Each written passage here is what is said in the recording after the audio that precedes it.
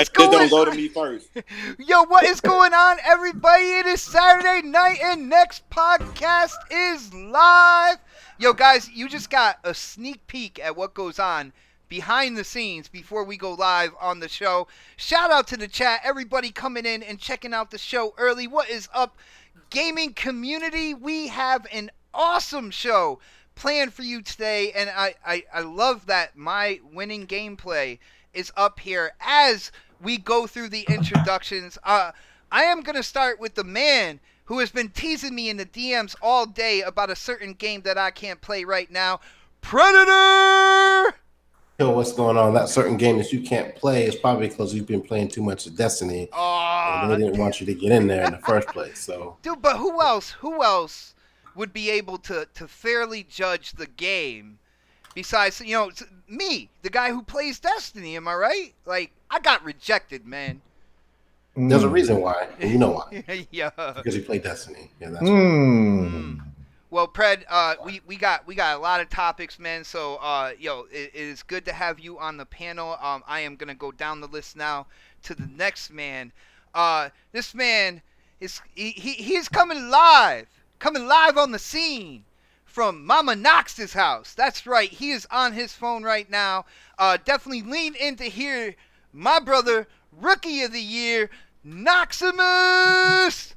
Yo, what's good, fellas, man? Yo, I might sound like ass right now, but I'm here, man, and I want to get it in with my next podcast crew, and yo, let's get it, baby, let's get it. Nice. Let Mama Knox know if she ever needs anybody to eat food, because I know moms are known for cooking mad dinners. Let me know, man. I'll be in the car on my way to NYC, no doubt, dude. I'm just saying. Yo, I'm telling you, she don't play, kid. She get down. No doubt, brother. No doubt. All right, I'm going to go next on the list, coming live from the 405. And he's just trying to talk to the intelligent gamers out there. My brother, K Mega! What's up? I think Bot's over here doing some shenanigans around here with that gameplay. Because, Don won too. But, hey, I don't know. But, hey, regardless. Well, is Don here? Is Don here right now? It's okay. It's okay. No, you know what I did? All right, yo, Mega, thank you for putting me on blast, because now I'm going to say what I did.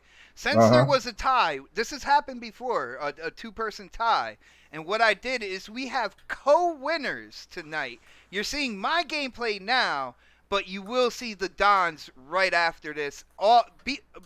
Both with the gameplay winner kind of like logo going on and everything like that. That's what I did. Are you happy about that now, Mega? That's okay, as long as you keep it right. I had to go first though, since I'm on the show right now. Listen to that trash. Somebody called Dark Gold Blue.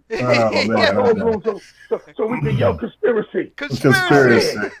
But no, man, everything going well. Got my rank 50 on Battlefield last night, and now I'm over here going through the backlog, and I'm telling you this, man, I'm over here playing Odyssey, Origins, and Assassin's Creed Origin, and I don't know what I was sleeping on, man. This shit is so good. Golly, wow, and that makes me excited to play Odyssey after I'm done with this. So, yeah, man, but ready to get to the show, man. Nice, brother. But we have a special guest tonight, and this is his first time being a special guest on the next podcast. He is the creator of the Heroic Vibration podcast on his YouTube channel. There's only one question in his intro: is he up? Triplecup Chuck! Man, I'm up all the way, man. Say bye, man. Appreciate you for having me out here as a guest. You know what I'm saying?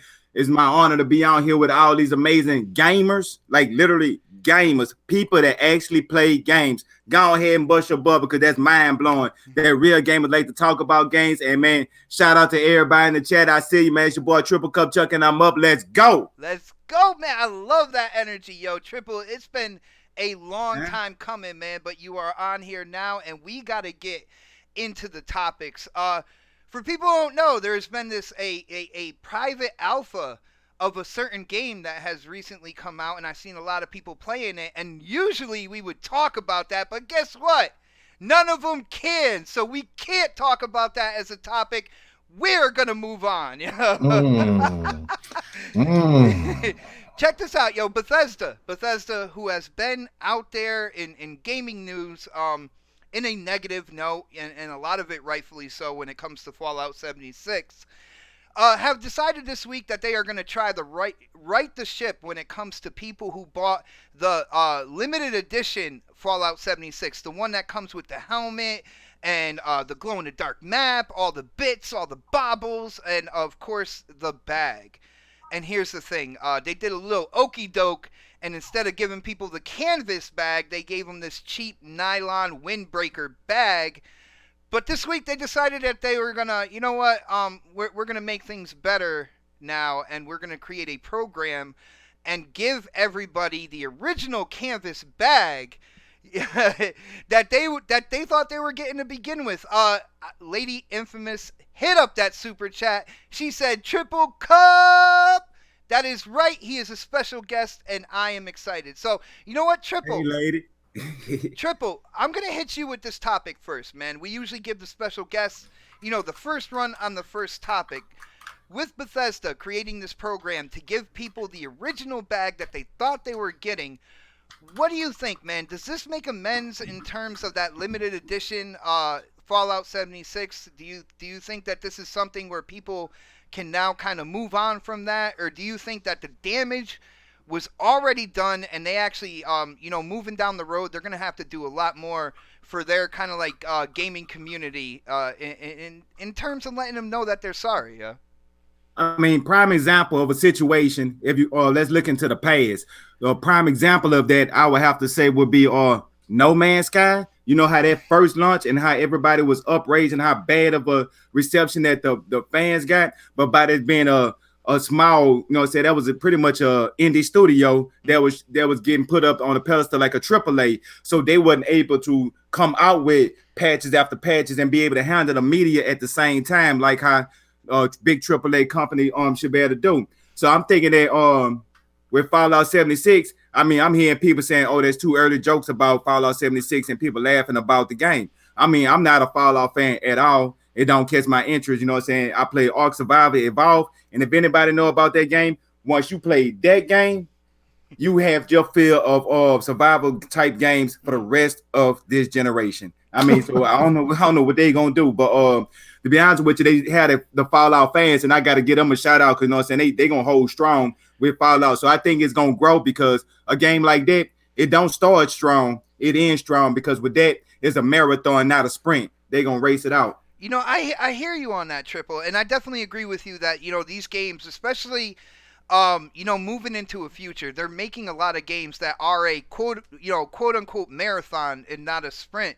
But do you think that this right now, this move, it is enough for the people who did buy that $200, edition of the game? Do you think that they have smoothed everything out with them, or do you think that they're going to have to do they're gonna do a lot more, yeah, but they really gonna have to do a lot more. But this a good gesture, a good start. I mean, they can't stop right here. They just gotta say, look, we hear y'all, and we gonna do what we can to do. So I'm right now, I'm just kind of like sitting back and hoping that they do the right thing. But if not, I mean, the game gonna get what it's gonna deserve. Like, it's just gonna flop, and everybody gonna move on. So they gotta start doing and keep it going. They just better be the start of showing a gesture. Nice. And I definitely, I gotta say, Triple, I agree with you on that. We are gonna move on to the next person. Let's go with K Mega here. Mega, you know all the drama, man. We tune in to the gaming news and stuff like that. Do you think what Bethesda is doing? Do you think it's enough right now, or do you think this might be? Do you think this should be the start of something where they're giving back to the community more? Oh no, they got to get good faith back again. I mean, without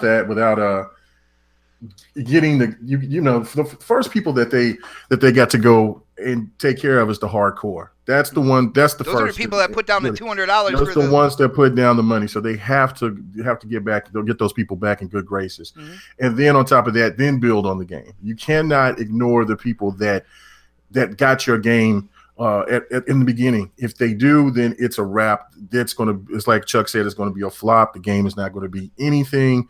Matter of fact, it'll damage the franchise because it will have that dark cloud over it because of these actions. So they have to alleviate this issue and just suck up and just pay these people back for what they got, what they wanted, and just go from there. I got you, man. Now, with saying that this should be the start, do you have any kind of like ideas on what their next step should be? Because I feel like giving people what they were advertised, even though they tried to do that little okey doke in the middle of that whole thing, going back and giving people that stuff, that is a good kind of like, peace offering to begin with. Do you have any idea of like what should be their next step, man, as a gamer? Yeah. Well, I mean, I guess I don't know. I haven't played Fallout 76, but I'm assuming that they're like have points to where people can build up stuff or some kind of credits. Maybe they could give them so much credit to just say, hey, thank you for supporting us. Our bad. I don't know. I mean, I mean, that's the only way that I could think of it, other than like for the people that got the bag, they got to give the bag and shit back to them for what. Give them the bag, baby. They got to give them the bag. They got to give them the bag, but. And a new engine. We want the bag and a goddamn new engine. Well, you can't. They ain't gonna that means that they would have to discontinue all of the Fallout 76 and then do it. Well, you just got to wait for a new entry of Fallout again. But for right now, just give the people what they asked for, and then just give them some in-game currency or whatever that they can use to just say, "Hey, thank you, our bad.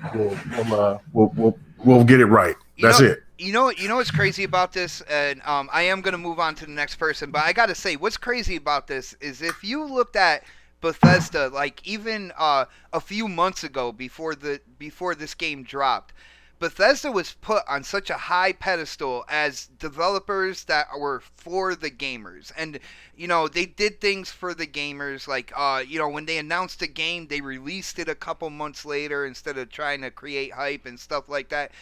A lot of people pointed to Bethesda saying that is the way a development studio should be. And it is amazing to see the 180 after this one game drop. But let's go to Knox. Knox, what do you think about them finally giving up that canvas bag? The one where it was too expensive to manufacture, so they tried to give everybody that nylon one. But they're going back now, and they're saying, you know what, we'll give the canvas bag out to everybody. Do you think that's enough, brother? Listen. I know you're happy with your bag, by the way. Yeah, if you guys saw in Knox We Trust, I love my bag. My bag was great. I can put like sandwiches in it, and it's awesome. No, but seriously, I mean, even if they do make good, which they should, right? Just because you owe it to your customer. If you advertise something and you give something as promised, you need to deliver on that promise, right? I wholeheartedly believe that, right? Like, okay. If you advertise, hey, get this 200, it's not like freaking, it's not the $50, not $100, not $150. It's 200 yuckers that I'm busting my ass for. That's why I'm coming live from Mama Knox's crib right now, because I have to stop here, because I'm doing these doubles. I'm working. No, we all said hi, by the way. I'm just letting you know that. All right.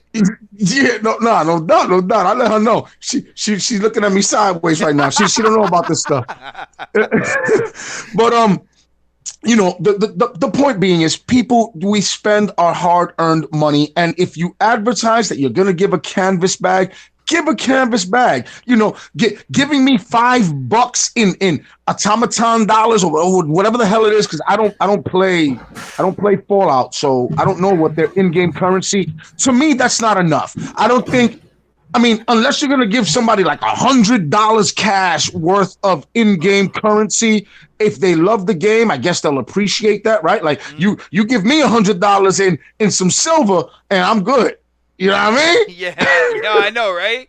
Dude, I think, and the thing about that is, if they gave, in-game currency like that to the people that they already did wrong to begin with, that also fuels them to use the microtransactions more, and to spend more money. No, and that's exactly what it's going to do, right? That's what I'm saying. That's what I'm saying. If you give in-game currency, it's almost going to appear as though you're just trying to lure people into your online store. I mean, now, granted, if they were to say, well, Bethesda gave $200 in in-game currency to people plus the new bag, the one they were that's what I'm promised. saying, man. They should do both. Yeah.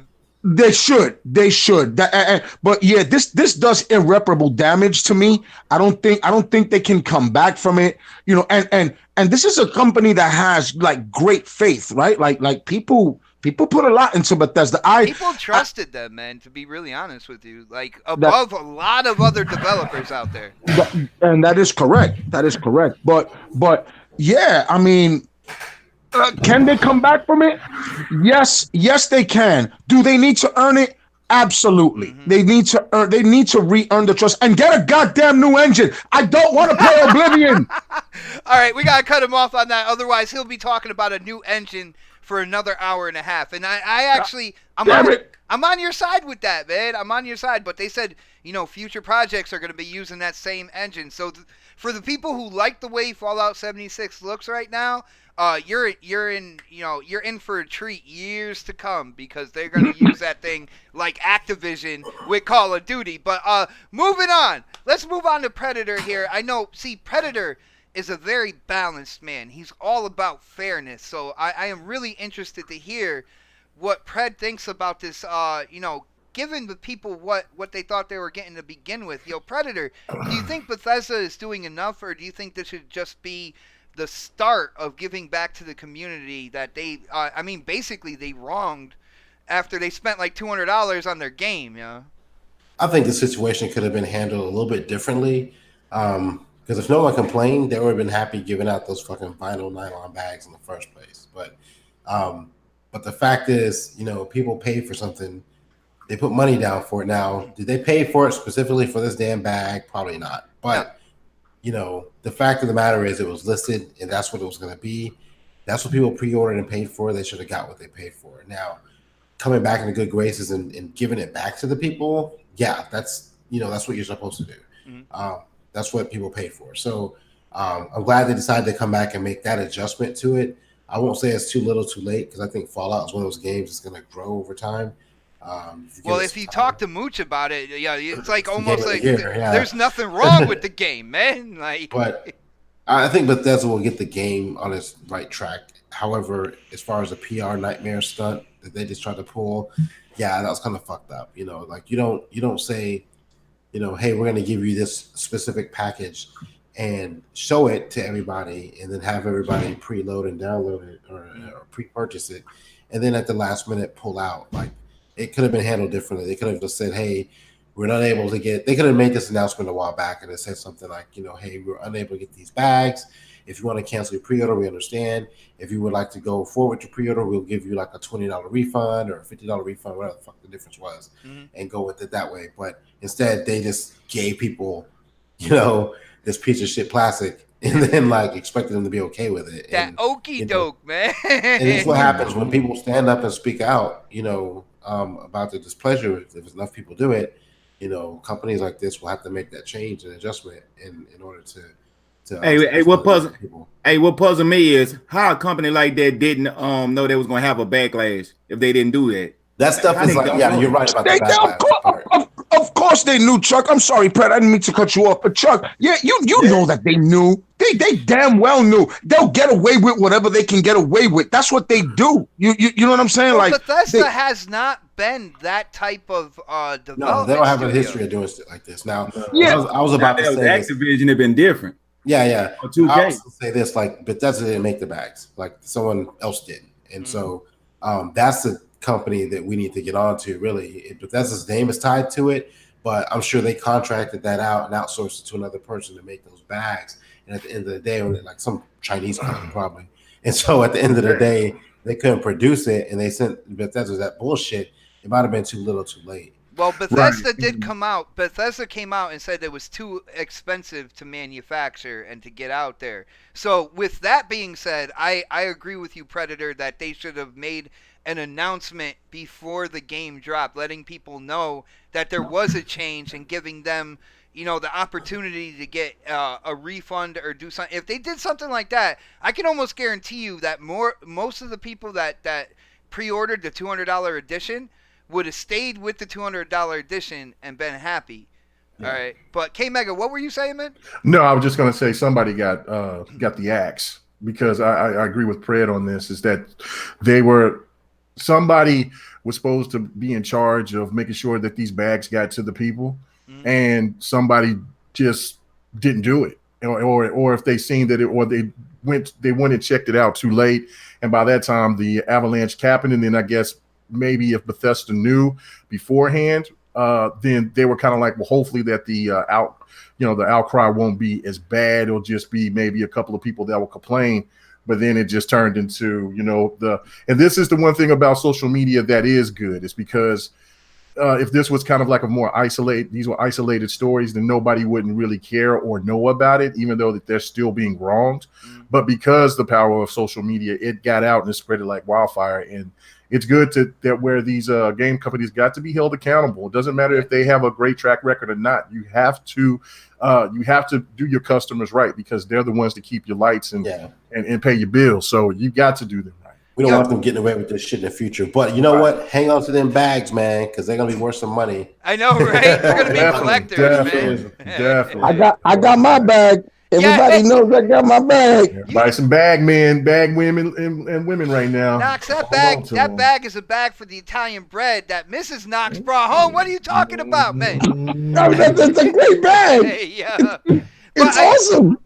Man purse. In about 20 years, you're gonna be saying, "Remember, baby, you told me that video games don't pay." And we like cha-ching by selling a nylon bag. But I do want to say, kind of like piggybacking off of what K Mega said, we got to give a huge shout out to the gaming community, out there on Twitter and stuff like that. I know there's been this thing where the government wants to try to get into the gaming industry when it comes to loot crates and stuff like that. We saw what the community did. They came together when it came to Star Wars Battlefront 2, and we saw the community come together again with Fallout 76. Now the game still has glitches, still has bugs and everything like that, but when it comes to people putting down so much of their hard-earned money to get a limited edition of a game, you expect to get exactly what you saw in the promotion. And, the community came out and really, really went at it with Bethesda. And look what happened. We can do this as a community. We don't need the government coming in and saying this or that and trying to get their kind of like sticky fingers in here. I think the community is well enough that we can come together and change things that are pretty much anti-gamer. Yeah. I don't know. You guys agree? No, I totally agree. Yeah, no. I mean, that's the beauty of everything. Is that like I said, as much as and I know I complain about social media. Sometimes I look at some of the things that I see coming on social media, and it makes me nervous about humanity going in the future. Oh, so a lot of it. Yeah, no, I know, man. There's some wild shit going on, but again, this is the power of what makes social media great, and especially when people work together for the common good. Yeah, definitely. On that note, my bad. I was just gonna say that Mega is absolutely right. You know what I mean? Like, when we're wronged, we stand up, but we need to stand up for everything. You know what I'm saying? Like the whole fucking Black Ops 4 not having a campaign. We got to stand up for that. Too many people are like, hey, I love it. It's great. No, stop it. It's not great. We need the campaign. Yeah, it's great as an add-on, as what it should be. You know what I mean? Look, again, even Destiny, and everybody here knows I love Destiny. Bot knows. Aw, man, you're going to go and talk about Destiny. Here we go. My dude, I'm just saying, let me buy the Black Armory for 10 yuckers, right? Let me pay the $10 and see if I like it. You know what I mean? Like It's a Destiny-free environment this week. Oh my goodness. All right. You know what? My bad. I won't go into that. Go ahead, bot. Well, guys, since it's a Destiny-free environment, let's test the waters and see if this environment can include a brand new game that dropped just this past Thursday. A game I have been waiting for, action RPG called Ashen. I gotta ask the panel, just general, quick yes or no. Have you guys played Ashen yet? Yes. Okay. Yes. Megas, yes. Knox, Yes. yes. Predator? Yes. Yeah, No. No? All right. And what about you, Triple Cup? Have you tried it? No, I ain't tried yet. Oh, Download. No, y'all got me, so I'm downloading it now. there we go. So, yo, we're gonna wait till last on you. Maybe you can get like maybe a round or two in there. But let's start with K Mega. Now, Mega, I know you like a wide range of games. I know you love your fighters, but at the end of the day, you are the type of gamer that will try just about anything. I want to know how much you have played so far when it comes to Ashen. I want to know if you went single player or you tried to go multiplayer, and then I want to know your thoughts. So what's up, man? Yeah. I've played. I played maybe about an hour and a half of it Thursday night, and I haven't gone back. I got frustrated. I got to a point to where I collected a lot of these materials. I went into a couple of caves, and I was seeing some loot, and some loot. There was a crystal, and I kind of still don't kind of get the logistics of how you can kind of save your health. So like I'm going around and I'm collecting all this stuff, and then when I see that you kind of like it's like a little crystal or something that you have to get, and that's kind of like your save. Mm-hmm. And I get right there to one point to where there's these witches or some kind of crazy looking creatures, and I go in there and they kill me, and I lost everything. So I got frustrated, and I said, all right, I'll go back to it later, and I haven't gone back. But just for just for everything that I played, like I played it at E3, and it played well then. And it plays a lot better now. It is a lot more polished than what it was when I played it. I was just thinking that, man. Dude, like when I played the game, I was surprised at how polished all the way around the game is now on release, man. But yeah, no, and it's low key beautiful. You know what I mean? Like it looks kind of drab. The game is pretty. It's like British Bulldog cute. You know what I mean? Like it's, you know what I'm saying? It's kind of like when it's just like, man, okay, this game, the colors is kind of dull, and then all of a sudden these lights and then they're looking at the fires and things like that, and it's a beautiful game in its own little right. But I do feel that this game will not be for everybody because it is dark, very dark soulish. Yeah, I was wondering if you would relate it to Dark Souls. You know what I'm going to say, Mega? You know what I'm going to say? What? It's a Game Pass game. It's a Game Pass game. Awesome for Game Pass. Awesome. Yeah. That's the one thing. Yeah, it is definitely a Game Pass game because just like kind of like a game called Sinner. Sinner is a dope little game, but it's like kind of like that Dark Souls-ish type of stuff. It's more Dark Souls than Ashen. But the fact of it is that, look, I'm not the biggest fan of Dark Souls. The one thing I do like about Ashen more than I like about Dark Souls is that the controls on Dark Souls is just trash. They do that on purpose because they want the boss to kill you a million times. At least here, the controls are more defined to where you can at least move and keep yourself going. It's just that the enemies, they get harder and harder the further that you get. So it's something that I'm definitely going to sink my teeth into. I know for me is. Oh, where'd he go? I am all by myself now. Hold on, he'll be right back. I guarantee. There he is. Hello? You got me? You got me? Yeah, you cut out real quick. Oh, okay. Yeah. Okay. My bad. One thing I was going to say is that, I've been anticipating Ashen, and it's a game that I do like, and I will continue to play it. But when I seen the price for the 40 bones, I was like, Lord have mercy. So yes, it's definitely a Game Pass game. And, and I think that, what I'm saying, it's going to just be acquired taste for some people.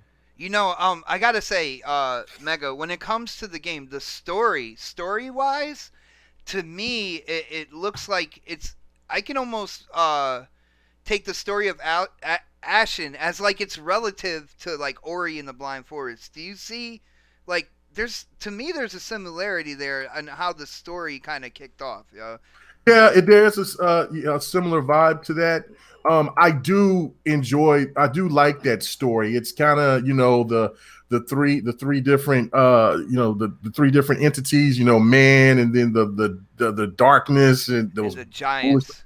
Yeah, and the giants. I like that. And one thing that I will say about this game is that even though it is going to be that it is $40, and I'm sure there will be a sale eventually come through or whatever. And also you got it on Game Pass.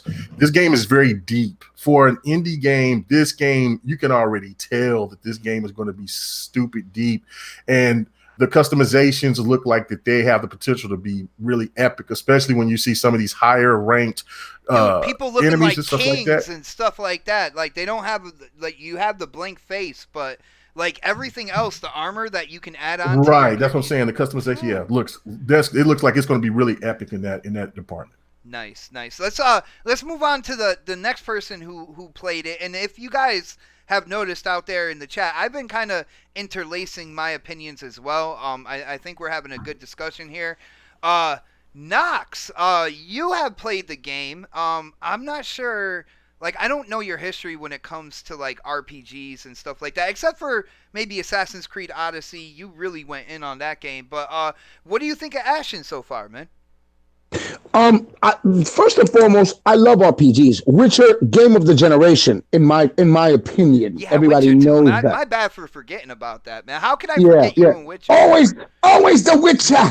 Always Geralt. Yeah. Yes, that's let them know, Mega. God damn it, let them know. The Witcher. There we go. There it is. That's what I was waiting for. The Witcher. But hey, I mean, and you know what?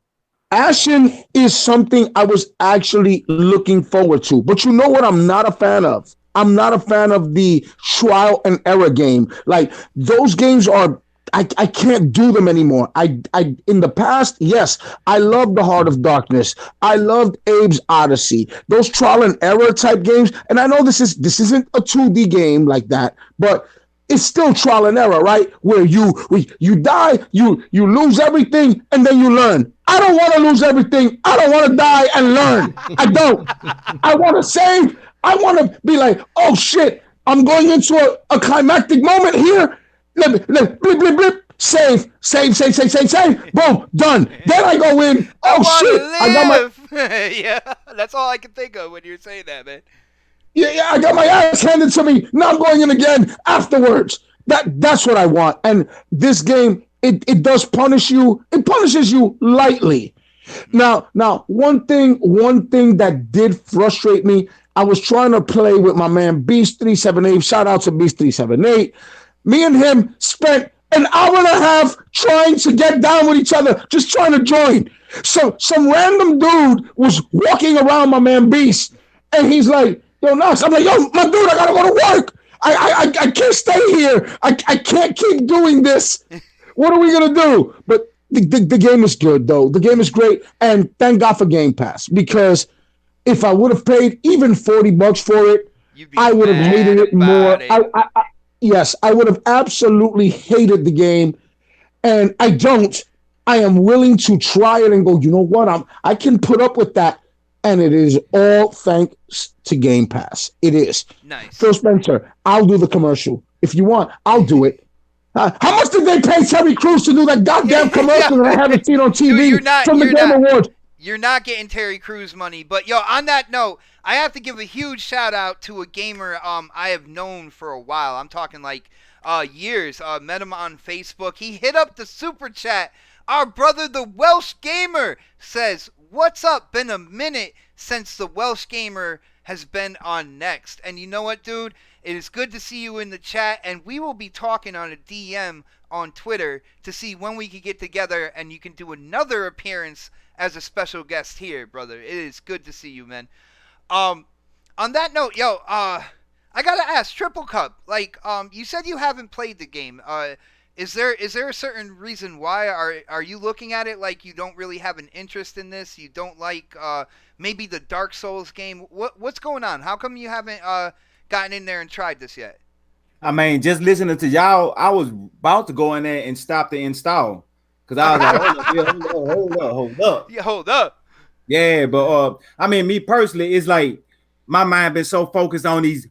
You know, it's the season to be jolly. These big AAA blockbuster games that's coming out back to back that I'm not being able to spend enough time on Battlefield 4. I still do, bro. You know, so I play Madden, I play 2K. Whoever wanted, they can get it. You know, so I play fighters and stuff like that. So with all these new games that's coming out on top of the smaller games, I play them in a period of time. Let's say when I wake up in the morning, I'm drinking me a cup of coffee, ain't nobody online to talk shit with. So I said, well, I'm gonna try out this game right here. So those be the times I play that. So I don't be more of a rusher to play those games. Those are more like I play them when I play them. So I don't really be rushing to download them. Mm-hmm. I mean, but the way y'all was talking about it, saying that the game you have to like you got to go back and get your bag and all this type of stuff. It's like it got a lot of extra time consuming stuff in there. To me, sound like it's making the game prolonger, like they trying to stretch it, like they trying to add that little extra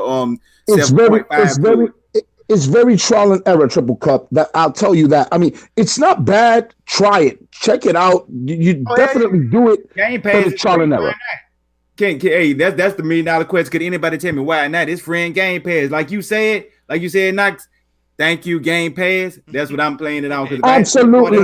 This is a game I would have skipped over if it wasn't for Game Pass. So I would have waited for a sale because even though me playing it at E3, and I'm saying, like I said, I enjoyed playing the game, but seeing that $40 price tag, I'm like, yeah, I'm not paying that much for it. It's just you know what I'm saying, especially when I still want to get Darksiders or Darkstalkers 3, whatever the hell it's called. Darksiders 3, man. Darksiders, yeah. Darksiders! Because every time I keep seeing it looks dope. I mean, then, Just Cause. Other games, there's just other games that I'd rather would get my hands on first that, that's close to the $60 price. I mean, that's close to the $40 by being $60 than me just go and get action like that. I would have to really be in love with the game. I gotta say, this panel right now tonight, you guys are making me so proud, by promoting Game Pass. You guys know, ever since they announced Game Pass, man, every single podcast I was on, I was trying to let people know what type of deal this really is. Like, that was such a big deal to come out with a subscription service like Game Pass, and you know what? But I mean, my dude, seriously, like games like Ashen that would not have gotten, because seriously, it would not have gotten a second look, right? If it wasn't for Game Pass. And then on top of that, you get surefire hits like Forza 4.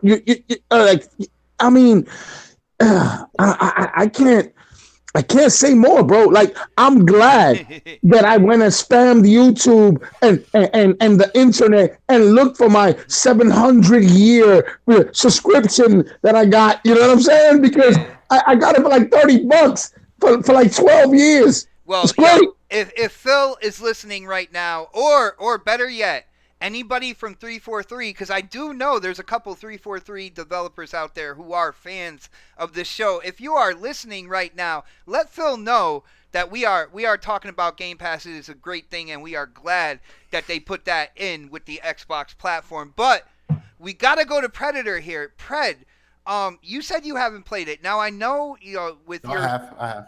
Oh, you have? What do you think, man?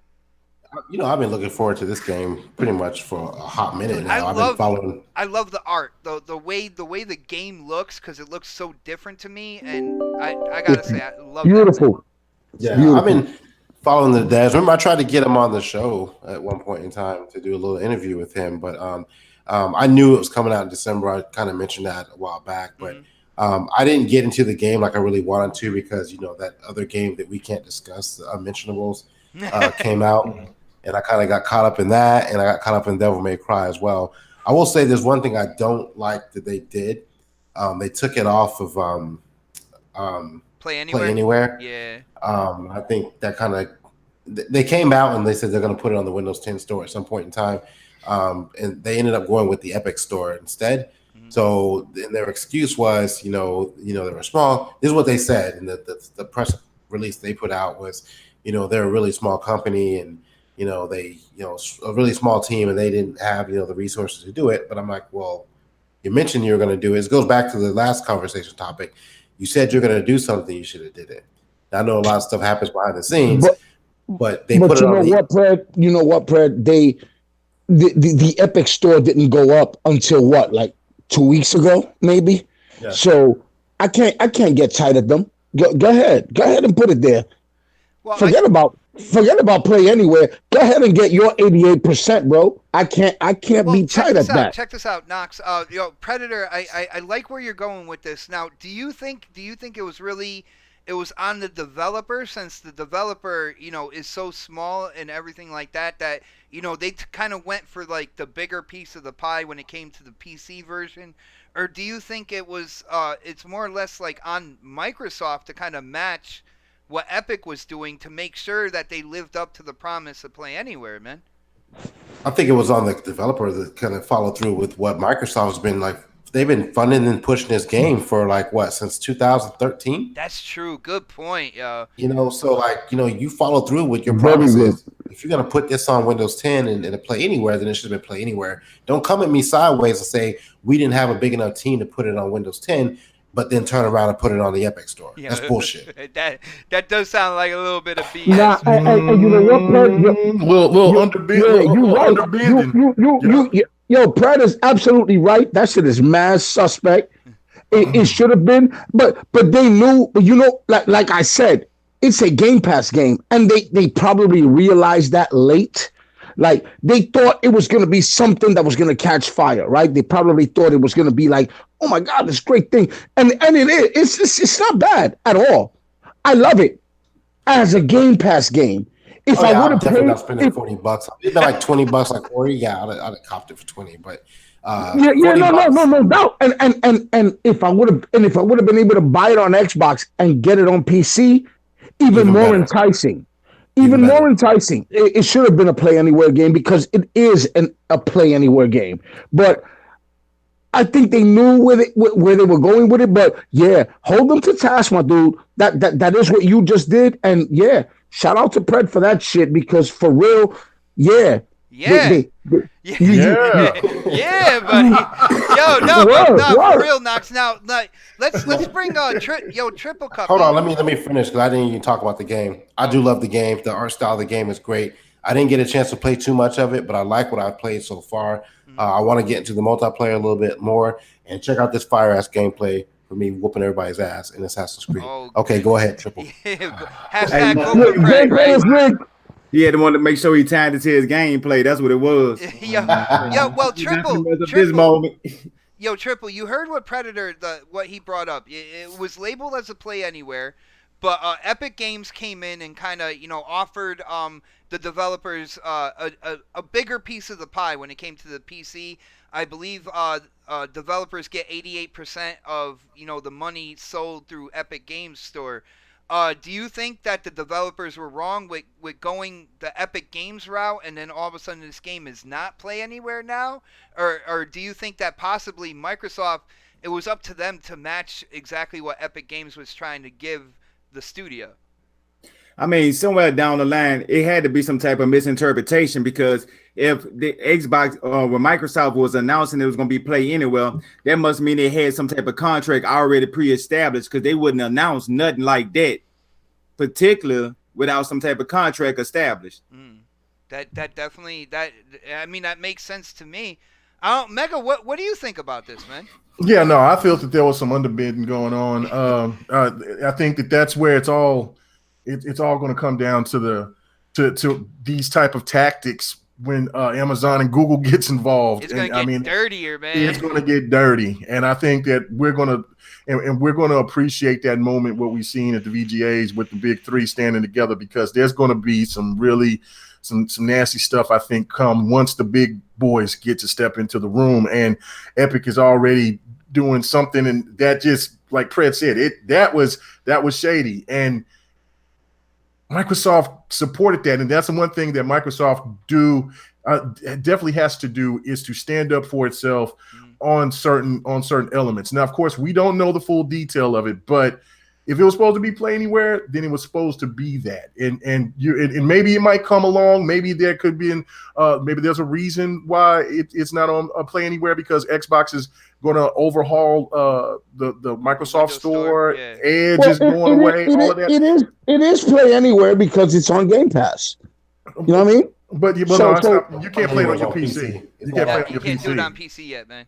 Yeah. Windows 10. Yeah, you can't play it on the Windows 10 store. So that's okay. That's what I'm talking about. Yeah, so coming soon or something like that. Well, I mean, look, we don't know They did say they're going to put it on the Windows 10 store. I think it should have came out. Right, it should have came. I mean, as long as it should have definitely been day and date. Definitely. Right, so I think that there was some kind of undercutting, some going on. Me personally. All right, I got you guys. It's interesting because I've heard a couple people talking about Ashen, and nobody is really going as in depth. Predator, that was a great addition to that topic. Not only did we talk about what we thought about the game, but you really brought in a great point in that whole Play Anywhere. But with that being said, I want to move on to the next topic, which is something that I really thought I would never see. First off, I believe Xbox has marketing rights for the new Devil May Cry. Devil May Cry 5, we've been seeing gameplay. There was a trailer on the Game Awards. and awesome demo. But see, that's the thing. We have an Xbox exclusive demo. I want to know who on the panel has played the demo. I played it. I played it, and I'll tell you real quick. So I'm just gonna jump everybody. I'm just gonna jump you guys, and we see that, brother. We see that, brother. We see that. You really jumping today. He jumping himself right now. Yeah, he jumping himself. Yeah. I guess I'm right. Like, look, yo, it's hot. It's classic Devil May Cry. The only thing I don't like is the fixed camera. I don't know if it's a me issue. Like, can I change that in the options? I hope I can. You can turn the camera. Huh? You can turn the camera with the right stick. Yeah. Yeah, but it's fixed. When you fight someone, it always fixed to that individual. Like, it always just moves by itself. Huh? Is that something I can change? Talking about how the camera was locking. All I'm saying is the shit was hot. The shit is fire. I'm definitely feeling Devil May Cry 5, bro. And I haven't liked a Devil May Cry game since part 2, my dude. That lets you know. All right. Well, I'm a bit. I would say, well, Knox, we know that you like the demo. You're kind of positioning it as classic Devil May Cry is back. I gotta ask you, when it comes to the demo, do you think it was long enough though? Like it was touted as Xbox exclusive demo. Like I was excited to get in. It was a tutorial, and it served its purpose as such. You know what I mean? Like it was. Hey, it's the exclusive demo. Number one, I had to dig through the store, and this is what I hate because I had to literally type in Devil May Cry Xbox exclusive demo to get the goddamn thing before it tried to sell me every other version of the fucking game. Dude, all you had to do in the store is go to Browse Games, go all the way down to demos, and it was the first one there, brother. Where is that icon, Why was that shit not front and center on the fucking store? Exactly. I agree with that. I agree with Thank you, Fred. Because I was going to say, but where the hell was that? Why it's not showing me demo first and foremost when I put in once I put in Devil May Cry, all right? Like once I put in those words, that's already 3 words. Yo, it should show me demo right here. Instead, it lures me to the $128 version of the game. Come on. Well, come on, you might want to spend 128 yuccas, man. I'm saying. No, we can't, nigga. I'm bleeding right here. Yeah, he said, yeah. All right, bro. Let's Yo, Triple Cup, did you get a chance to play the demo at all?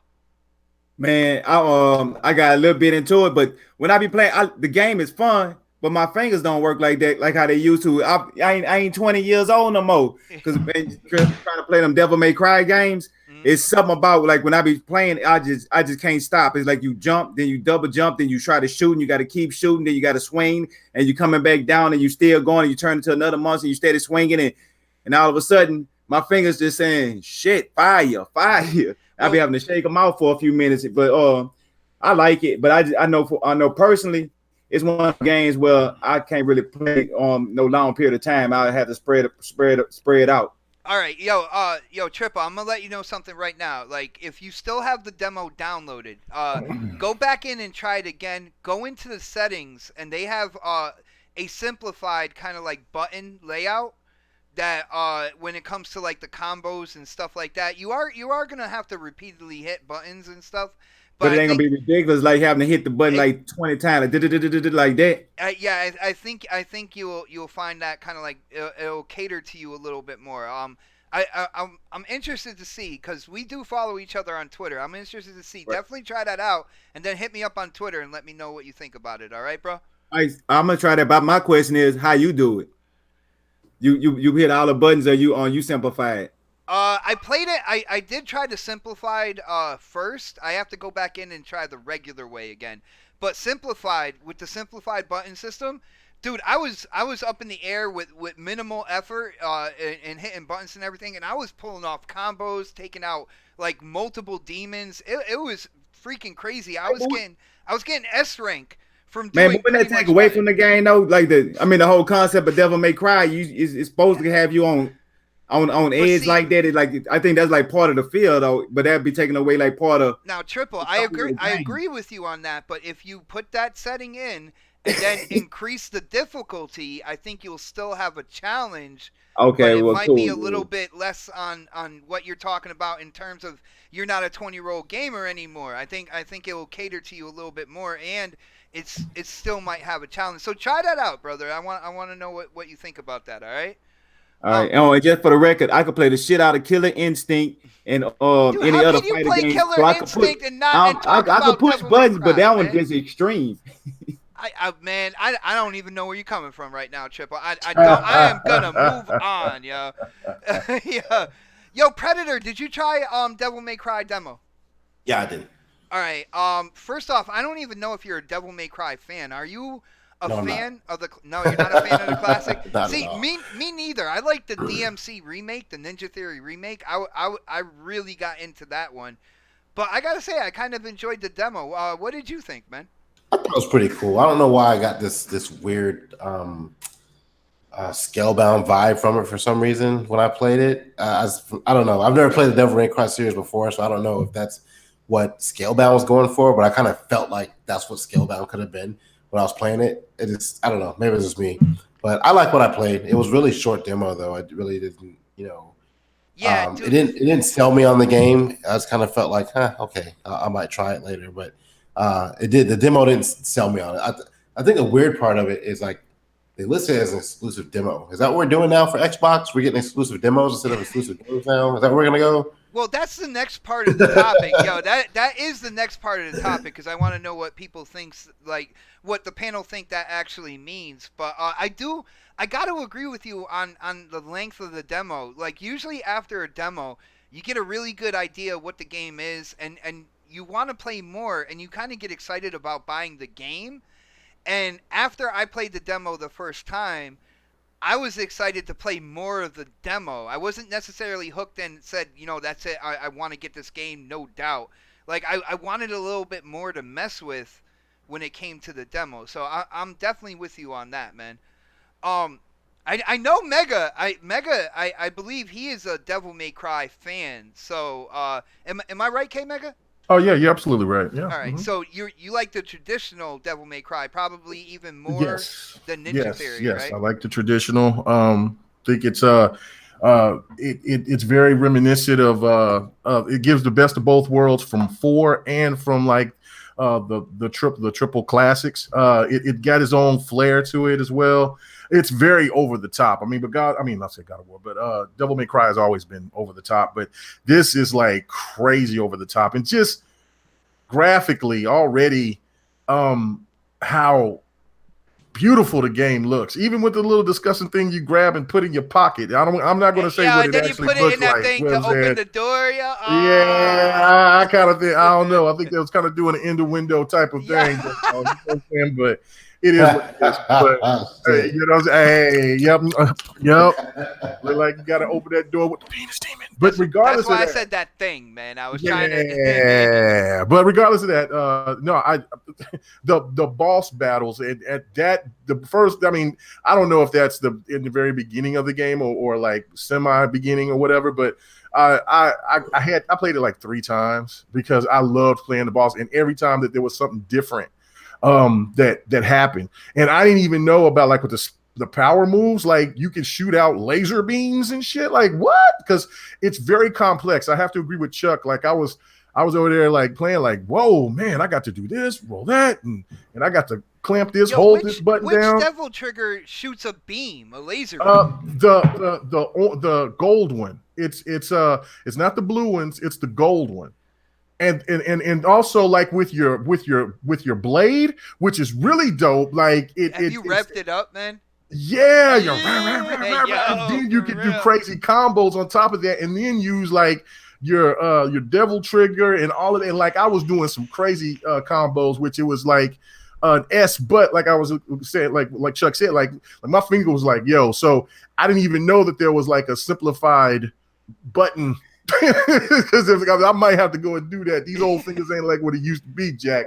Thank you, Kid Meg. I felt like I was on a lonely island for no. I mean, because I still can pull that stuff off. People but on social media so much fuel, man. Fuel for what? Fuel for what? Hey, man, look. Man can't hit a button with his thumb.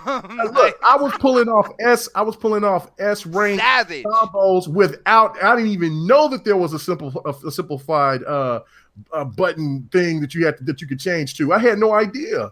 So I was over there pulling this stuff off. It's just that I was learning, and knowing me, I'm going to try to do it too, but until my hands start cramping up and I'm like, okay, look, let's just go ahead and just be real about it. But I loved it. And this has got me even more excited about the Devil May Cry series. And it's going to make me just go back and start playing all of them, because I do have them all now. So I'm hyped. Right. Day one by. K-Mega, what does this demo mean? Because I've seen people out there on Twitter like hyping up, Xbox exclusive Devil May Cry 5 demo and everything like that. Is it really something to be hyped up about? Like, as an Xbox fan, why, man? Well, because for one, it's a Japanese game. It's a big Japanese title, and it's different. Like you haven't seen any demos on PlayStation. Look, this is normally what PlayStation would do. You know what I'm saying? And this would be something that where the PlayStation fanboys would come after Xbox, like, see, y'all can't even get demos. Y'all so sorry, whatever. And I'm not saying that Xbox fans should go out there and throw shade at PlayStation people because of a damn demo. All I'm saying is that it's a good look. They trying, man. Well, they shouldn't. That's ignorant, because I can. You can see if it was it's a demo. It's just a demo, and the game is going to be on PlayStation 2. By the way, what'd you say? I think they had Monster Hunter World on theirs instead of. Really, and so regardless, to me, I just think it's a really good move. I do agree with Pred that was really, I had to go digging for it too. You know what I'm saying? That should be right front and center. You know what I'm saying? You could do that right under the winter sale. you should have. Well, they had the Game Awards sale. Yeah, well, that's what I'm saying. They should have it right under there somewhere. In on the first page when you hit the Xbox store. Silver platter gamers, man. Like you don't know where the demo section is?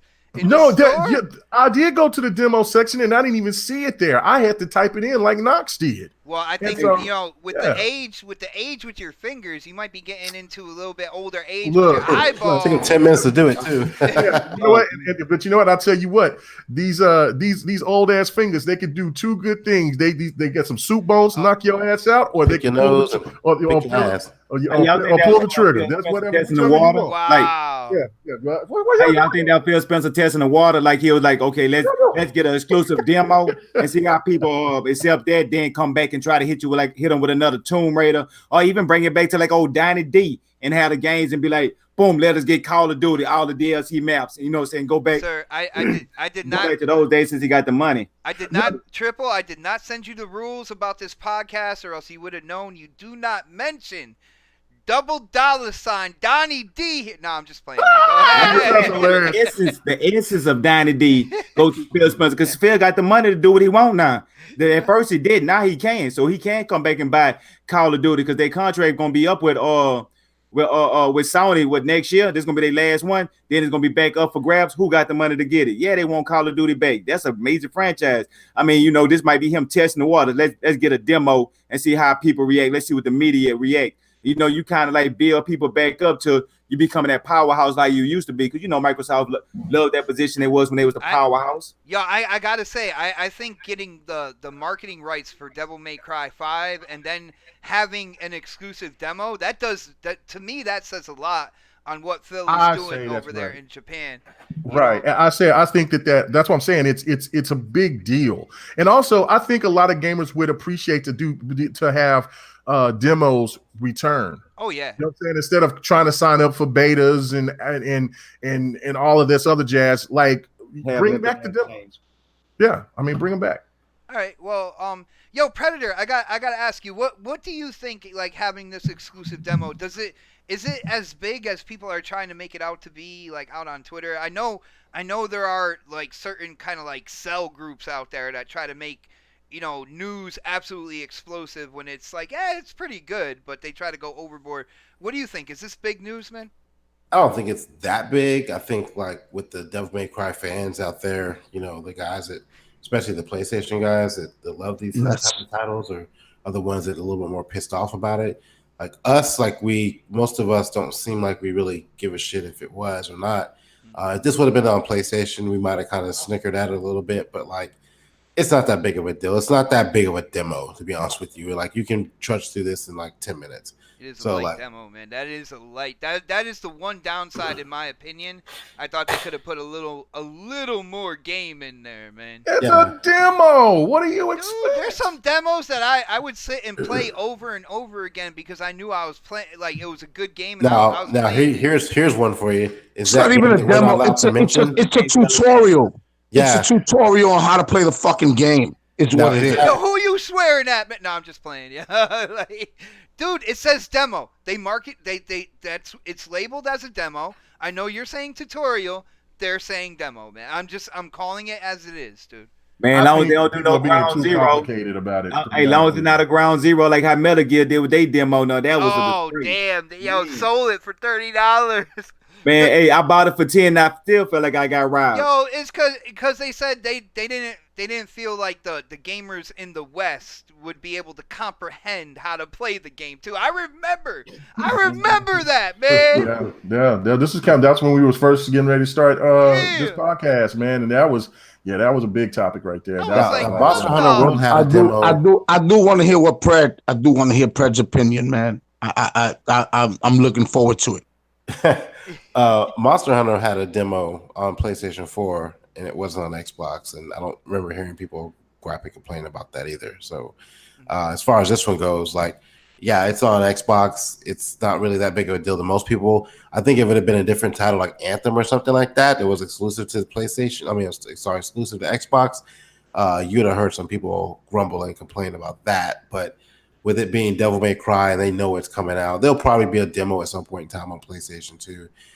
Just wait for it. Yeah. But like I said, it's not that long. I mean, those guys aren't missing much if they're expecting, you know, a shitload. Like, it's not like a 3-day fucking alpha like Battlefield or something like that. So I thought you were gonna go back. You already mentioned a certain alpha that I got rejected from. I thought you were gonna say it one more time, man. I really thought you were gonna do that. But yo, check this out. For people who play the demo, if you are into Devil May Cry and you really think you're gonna get this game, as long as you keep the save file in the cloud, when you do buy the game, when it releases, you will get 30,000 red orbs to spend in the store to, like, level up your character. When get you hooked on the microtransactions. Well, dude, that's been a thing all the way through, like leveling up, your character in Devil May Cry with red orbs and stuff like that. At least DMC did it, and like I got my Dante like up and running with red orbs. But guys, we're gonna have to start hitting the big hitters here. Huge shout out again to everybody checking out the show. We are almost at 100 people watching. Guys, hit that thumbs up button. Share this out on social media. I know we can get over that century mark. Let's do this. We are getting in to the Game Awards. Guys, I got to say. Hit that goddamn thumbs up button. You know you want to. Hit that shit. That show was long as hell. It was incredibly My long. dude, that shit was Lord of the Rings long without having to be. At least Lord of the Rings was entertaining, my dude. Oh, come on. No, the show was good. Let's get into it. It wasn't entertaining. All right. I'll regress. I'll regress, my man. Go ahead. I'll wait to be called upon. Shit was ass. You know, and because I can hear that negativity, I'm gonna make you wait, brother. Yo, Mega, we're gonna go in just kind of like general thoughts, and then we're gonna go in and see what was the highlight of everybody on the panel. So let's go general thoughts first. What I think we've had a video game awards for about 5 years now. I think Keely has been doing this for about 5 years. What do you think? Evolution of the Game Awards, and what did you think about this year's Game Awards, man? I thought they were good. They were better than what they have been.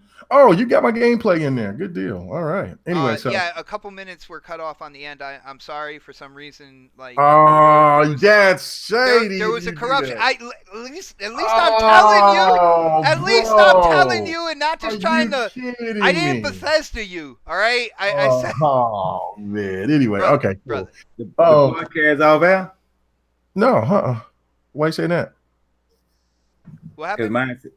What? Why are you saying it's unfair? Yeah, don't look at the Hangout. Don't look at the Hangout, man. No. Y'all doing some different shit.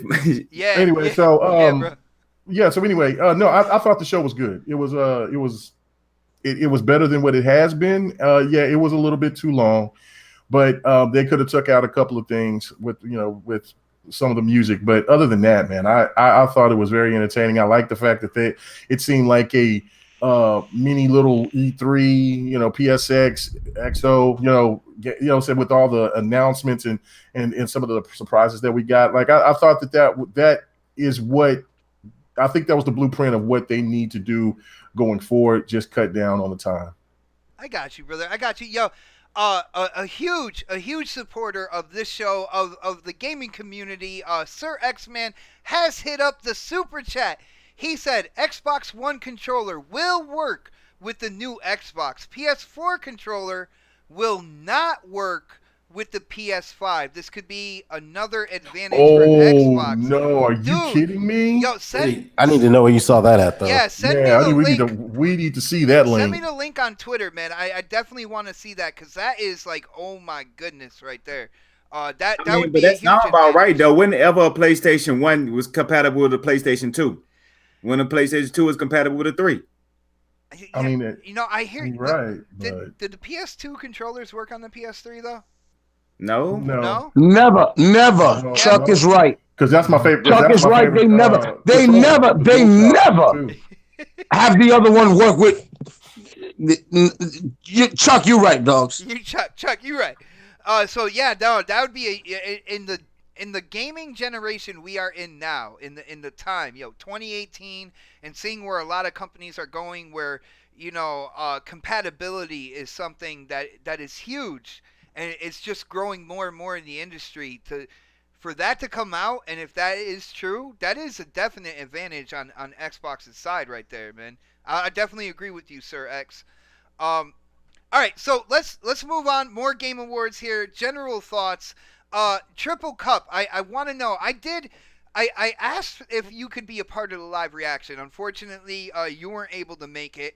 It is great that you're on the show tonight with us. So I got to ask you, just kind of like general thoughts about the show. What did you think about the Game Awards this year, man? All right, my bad. Couldn't make the live reaction. I was somewhere left. Dude, but, it's all good, man. Trust me. Yeah, if I would have knew out, if I was somewhere left. But me personally, I would say that with the Game Awards, it was like bitter and sweet. I feel everybody with the 3-hour thing. Yeah, that was kind of long. And they bunched it, say the Game Awards haven't started with the pre-show, would make it seem even longer, I guess. But my whole thing was, matter of fact, I'm spoilerific, so I'm gonna get down to the ending. Why I say that it was bitter, because I know damn well Red Dead should have won Game of the Year, and by knowing that, it reminded me, oh, this shit ain't real, but it's gonna be entertaining, and I hope the best for this year. So I would say some of my likes when I seen Switch getting a Marvel game that I haven't whatever Marvel Alliance or 2, the last one I had played, they're getting number 3 on Switch, man. Right, and I got the last one I remember, when I played the 2. I was like, this is the, it was something about that, just like the whole story. It almost kind of feel like a RPG, but it only have its own little feel to it. And I love those Marvel's game, even when it was just the X-Men game that was made like that. So when I see the Switch getting one, that was one of those moments for the Switch that made a lot of people say, There were some salty people, man, saying that like Ultimate Alliance should be on like all platforms and everything like that. It do. Well. I mean, it do, but that's a good power move for the Switch. Yo, good job, Nintendo, for locking that down. That's fire to play that that's a game that you'll love to play on the go. So that's like the perfect game for them. So they made a good power move. I can't knock it. You know what I'm saying? Game of respect, a nice game. You know what I'm saying? Yeah. But with me personally, that was like one of my top things. And they had a couple of the other games that everybody gonna mention, like the whole Mortal Kombat, which was magnificent. I'm glad in the way they the music could have been cut down some. I like the little Red Dead scenes. They did too many See, I thought the Red Dead music was hot, man. Yeah, the music scene, yeah. Man, somebody call Phil Spencer and tell him how to do freaking advertising. Yo, the new intro for the Game Award, that was pretty dope too. That little musical part right there. But you know what I'm saying, for overall, they could have cut some of that out. And I like how they rush some topics, and I hate how they do the sports topics. But I digress about that situation. But at least they gave the racing / sports. They didn't do it in the pregame. They actually gave it like stage time and everything like that. Man, you got to appreciate that, right? Because last year it shouldn't have been a hybrid though, because best racing should be best racing, and best sports should be best sports. Because I mean, I'm not a Forza fan, and I'm not a FIFA fan, but I know those games are great. Like regardless, they are awesome games, and they should have their own separate categories. I don't like the compounding of certain shit.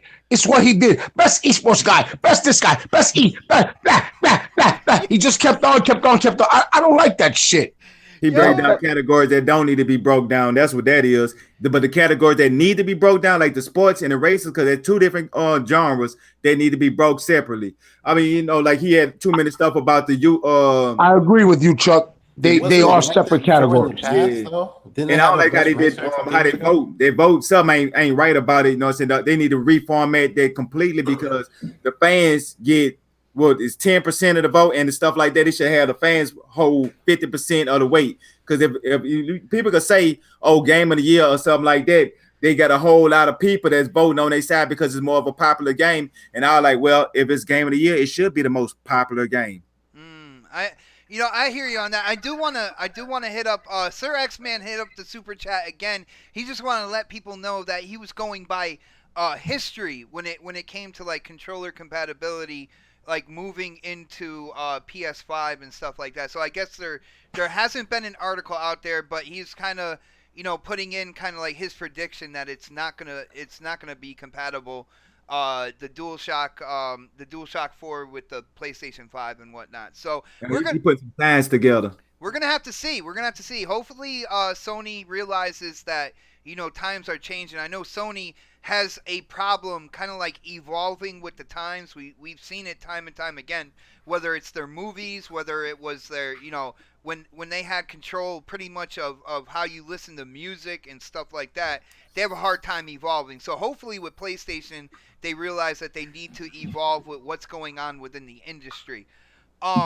With that being said, Predator, what did you think about this? See, I feel like the Game Awards was definitely a step up, like compared to like the past 4 years. I feel like they found a good momentum. I thought I did think it was too long, but I like the way that they presented it with the world premieres. They did back-to-back world premieres. They did like quick awards as well. I don't know, Predator, what do you think, man?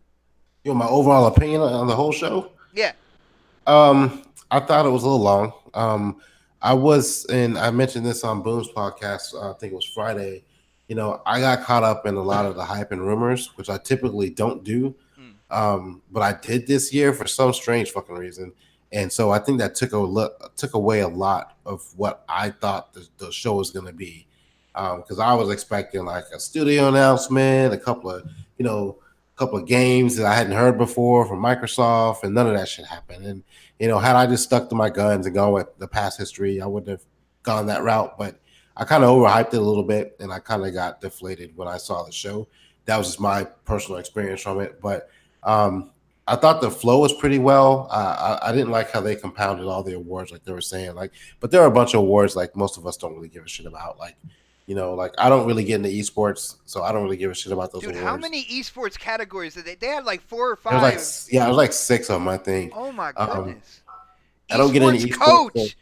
But I'm going to tell you how many they had right now. Let me go to my log. Hold on. I'll let him look that up. But I just can't get into the esports thing, so I'm glad they kind of shotgunned him out and got him out of the fucking way. I honestly can say that I came out of there not remembering anything about any announcements. To be honest, really? Until like Outer Worlds was the only one that really stood out. There was a fighter in there that I'm not a huge fighter guy. I thought Nintendo did a really good job of presenting themselves there, representing themselves at this event, because it seemed like every fucking commercial was Smash Brothers. Like it was really heavy Smash Brothers type shit. So I think Nintendo, I don't know what prompted that, but it seemed like they did more there than they did at E3.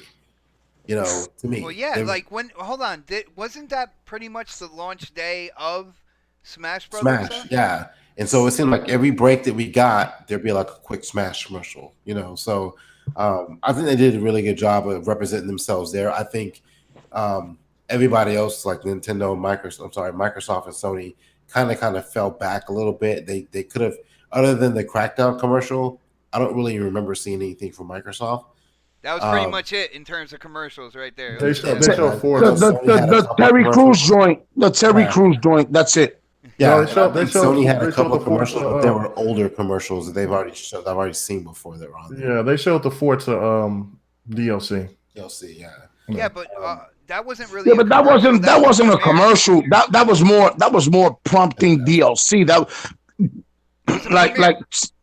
Yes, I agree. Yeah, it wasn't a commercial. The Terry Crews joint was a commercial. Well, Pred, what were you saying, man?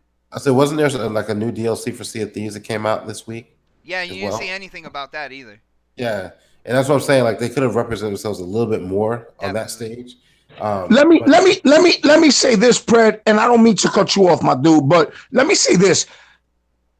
PUBG been out on the X for a year and change, right? Yep, and it was more promoted on PlayStation here than it was Yes, anywhere. they did a freaking hilarious ass commercial for the freaking PlayStation that they've never done before, and then added get the Drake edition, blah blah blah blah blah blah blah blah blah blah blah.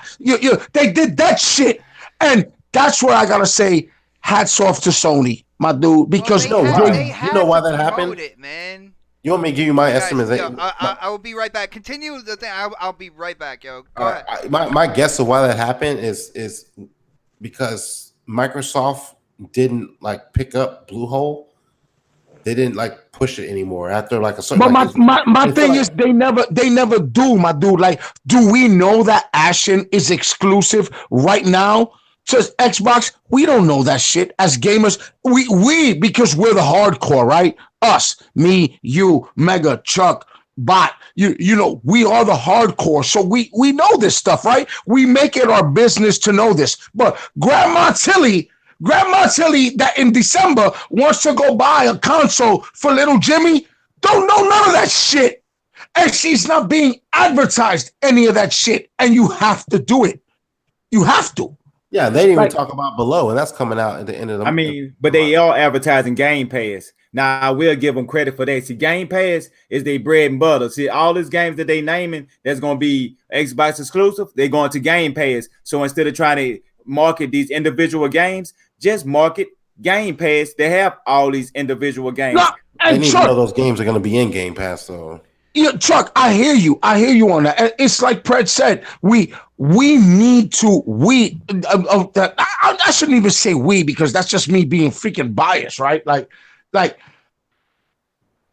Xbox, Microsoft as a brand needs to advertise, my dude. They just don't do this. They don't. Like we had, like I said earlier, we had lately though. PUBG for a year and change. Here comes Sony with a freaking commercial 2 days, a day before it launches. A day before it launches, they got a commercial, a dude. Yo, that's some comical shit. Ain't on sale though. Think about it. That's PUBG. It's been out over a year. They got Call of Duty with that mode now. PUBG. I mean, I like PUBG. It's a fun game. The commercial was brilliant, but it was a waste of time. It's going to sell, though, Chuck. It's going to sell. Well, I sit there and I put something out on Twitter, and I understand that the few people that said this, the PlayStation fans, it doesn't resonate with everybody. But I have to agree with Chuck is that PUBG is kind of in this spot right now. When you on PlayStation, you got Fortnite, and you also have COD, and you also have Battlefield. And you go ahead and people start playing PUBG. If they haven't played it on the Xbox, what do you mean by you people, like that, man? Nah, what? And start building. That's what I'm saying. Knox, chill. Let me talk. Let him talk, man. Now, go ahead, my G. Go ahead. Let me talk. Okay. Now, the point here is this right here is that that's where they're in a position to where it gets into. Is this game really going to be successful? It will generate sales, but I'm already seeing people that saying like, man, I'm not paying $30 for a game that I didn't even care about when it was on the Xbox. I'm on the Xbox, or when I had it on PC, I can get it even cheaper. Or you know what I'm saying? There's these other options that they already have. I think that PUBG, it was smart for them to go to Xbox because Xbox they did have Fortnite, but they didn't have they had COD, but they knew that COD, Xbox people represented that game was like it was an exclusive. Yeah. And so that's why I was so successful. Right. But now it's PUBG is gonna be in a bad place on PlayStation. And maybe a bad place might be a meal, but it is not going to generate as many sales as it did on the Xbox. Okay. Knox, just 1 second. Like, I can't knock a developer for promoting kind of like what's the newest thing that is going on with their game. You guys know me. When it comes to this show, when it comes to my channel, I am a promoter. I love putting it out there. I love letting people know, where I feel like the best gaming podcast is and everything like that. Like, and when I change something on this, or say there was a time when I was streaming to both Mixer and YouTube, right? I was putting it out there and I was promoting it. I was promoting it on the Mixer side. I was promoting it on, the YouTube side as well. So I can't knock people for trying to promote kind of like what they're doing and trying to get the most people to see it on whatever platform it's on. I'm not knocking that, my dude. I'm actually commending. Actually commending Sony for doing it. What I'm saying is that Sony has this for a day. They've had it for 24 hours, and yet they've got a hilarious commercial that's coming out that makes people go, you know what? What? PUBG? PUBG who? They don't need to advertise to us, guys. They don't. We are a given. We are for certain. We are day one adopters. We do that. That's what we do, right? Me, you, Mega. Right. Ready though. That's the thing. It already hit the casual market. They move on fast. My dude, all I'm saying is PlayStation. I agree with Knox on that.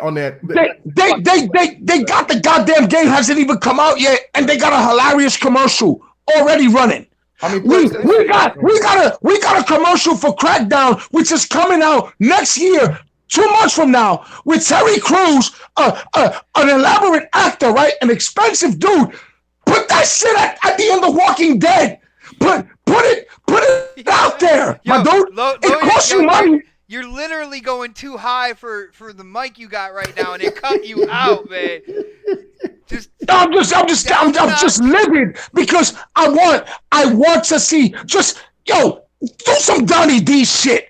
Oh, forever. Okay, I might have, you know what I'm saying? This explanation could be completely wrong, but I think that when it comes for this generation, and I don't think I think that I'm not that far off, I'm because probably gonna agree with you too. I think I know where you're going. Go ahead. is Hey that guys, real quick, right? Is Gears of War 5 coming out next year? Yeah, hold on. Let both of them. Mega say something because I think I know where he's going right here. Yo, go ahead, Mega. is that Xbox is kind of thrown in the towel with the advertising, and that they putting all their money and assets into getting ready for the next generation. 2019 into 2020. Yeah, Exactly. No, my right. dude, no. You need to prove to me why I bought an X. You need to do that now. There's been Xbox One X commercials that were out. I mean, they still show a couple of those that you see. Of course, the Taco Bell promotion, stuff like that. That stuff worked. If I'm Grandma Tilly, Mega, why I bought an X? Who the? Hey, My told bad. me the truth on the eggs. Shit, God of War look good on the PlayStation 4 Pro. Then you gotta think about if you come back to the Xbox, you got games like Gears of War, Halo. Then you got games if you look on the PlayStation 4 Pro. So it's My dude, as a consumer, Chuck, absolutely. I know why I bought an X, but I'm a diehard hardcore fan, just like you guys on the panel. That is what we are. They don't need to sell it to us. They need to sell it to Grandma Tilly, who's buying it for little Jimmy. We get that. We understand that. But what I'm saying is, yeah. I know you're intense today. At the end of the day, that's on Microsoft, man. I'm living because the 3-hour commercial you guys are loving, Ultimate Alliance. I hate that game. That game sucks to me. Okay. But you guys love it, and it's going to sell Switches. It's going to sell Switches. It is going to make people buy a Switch. It is. Yeah. Microsoft, there's no question. Microsoft has been very lackluster with the advertisement this generation. But I think they got to a point to where when they were about to kick off where they might started kicking off some advertising, they just seemed that they were probably too far in the hole, or that they have to have other priorities. Nah, man, we need the dirty tactics, Mega. I get it, but we do need that Donnie D shit, man. We need it. Phil Spencer with his freaking peace pipe and the kumbaya bullshit. It's got to go. Like, I want to know why I bought an X. I mean, I know why I bought it. If you don't know why you bought an X now, like, you're never gonna know, man. But I know why. I know. Like I said, we are informed consumers. I know why I bought it. Why does Nana know she bought it for little Jimmy? All right, check this out. You said informed consumers. I want to give a huge shout out to somebody in the chat right now. He goes by the name of Yobi Dren. Now, Yobi, he's gonna be with MNC tomorrow morning, and he's gonna be giving away 2 copies. Yobi's the man, kid. Yobi's the man. He's going to be giving away 2 copies of Red Dead Redemption 2. But not only that, on a personal level, I want to thank him because he heard about me talking about the Super Nintendo Classic and the games that are on that when it comes to A Link to the Past, Super Metroid. And I said, like, how much I would play those games if I did have that. And, huge shout out to him, man. I will be going to my UPS store because Brother Man did a great thing for me, and he actually he got me a Super Nintendo Classic. So thank you, Yobi. I really do appreciate that. I am going to be streaming those games when I get that as well, man. And I know exactly what UPS store it's at, and I will be getting it on Tuesday. They said it will be available Tuesday. So thank you, my brother. Huge shout out to the community. That's one thing I love about this community, man. So many gamers out there who are ready to give to other gamers, make the community like that much closer together, man. It means a lot. But I think we went in on what everybody kind of thought about the gaming awards, and I know our special guest Triple, he definitely went in on what he thought was kind of like his highlights. I will ask him like after I go through the rest of the panel if there was anything else. But let's go to Predator. Predator, I want to know, when it comes down to it, you said that you didn't really, like, at the end of the show, you didn't really remember exactly what you saw. Like, in terms of game trailers and stuff like that. But was there like one highlight for you that you really thought was cool when it came to the Game Awards, man? I like Rage. I was really excited about that game. Even Oh, though, Rage 2, right? yeah, Oh. Rage 2. I was looking forward to some more gameplay of that. The PUBG snow map, I actually was looking forward to seeing that too. I jumped right on that shit. Did you Should be hear Oh surprised. Snaps in the library, the live reaction? She got all excited, and then it said January. She was like, "You guys, like." Yeah, I copped it on PC. I played it. I was gonna put it in gameplay today, but I didn't get enough footage. So yeah, I like that new map. It's pretty cool. Like I said, but Rage was my biggest takeaway because I was looking forward to that game. I never played the original Rage, so this game looks really hot to me, and I'm looking forward to playing that early next year.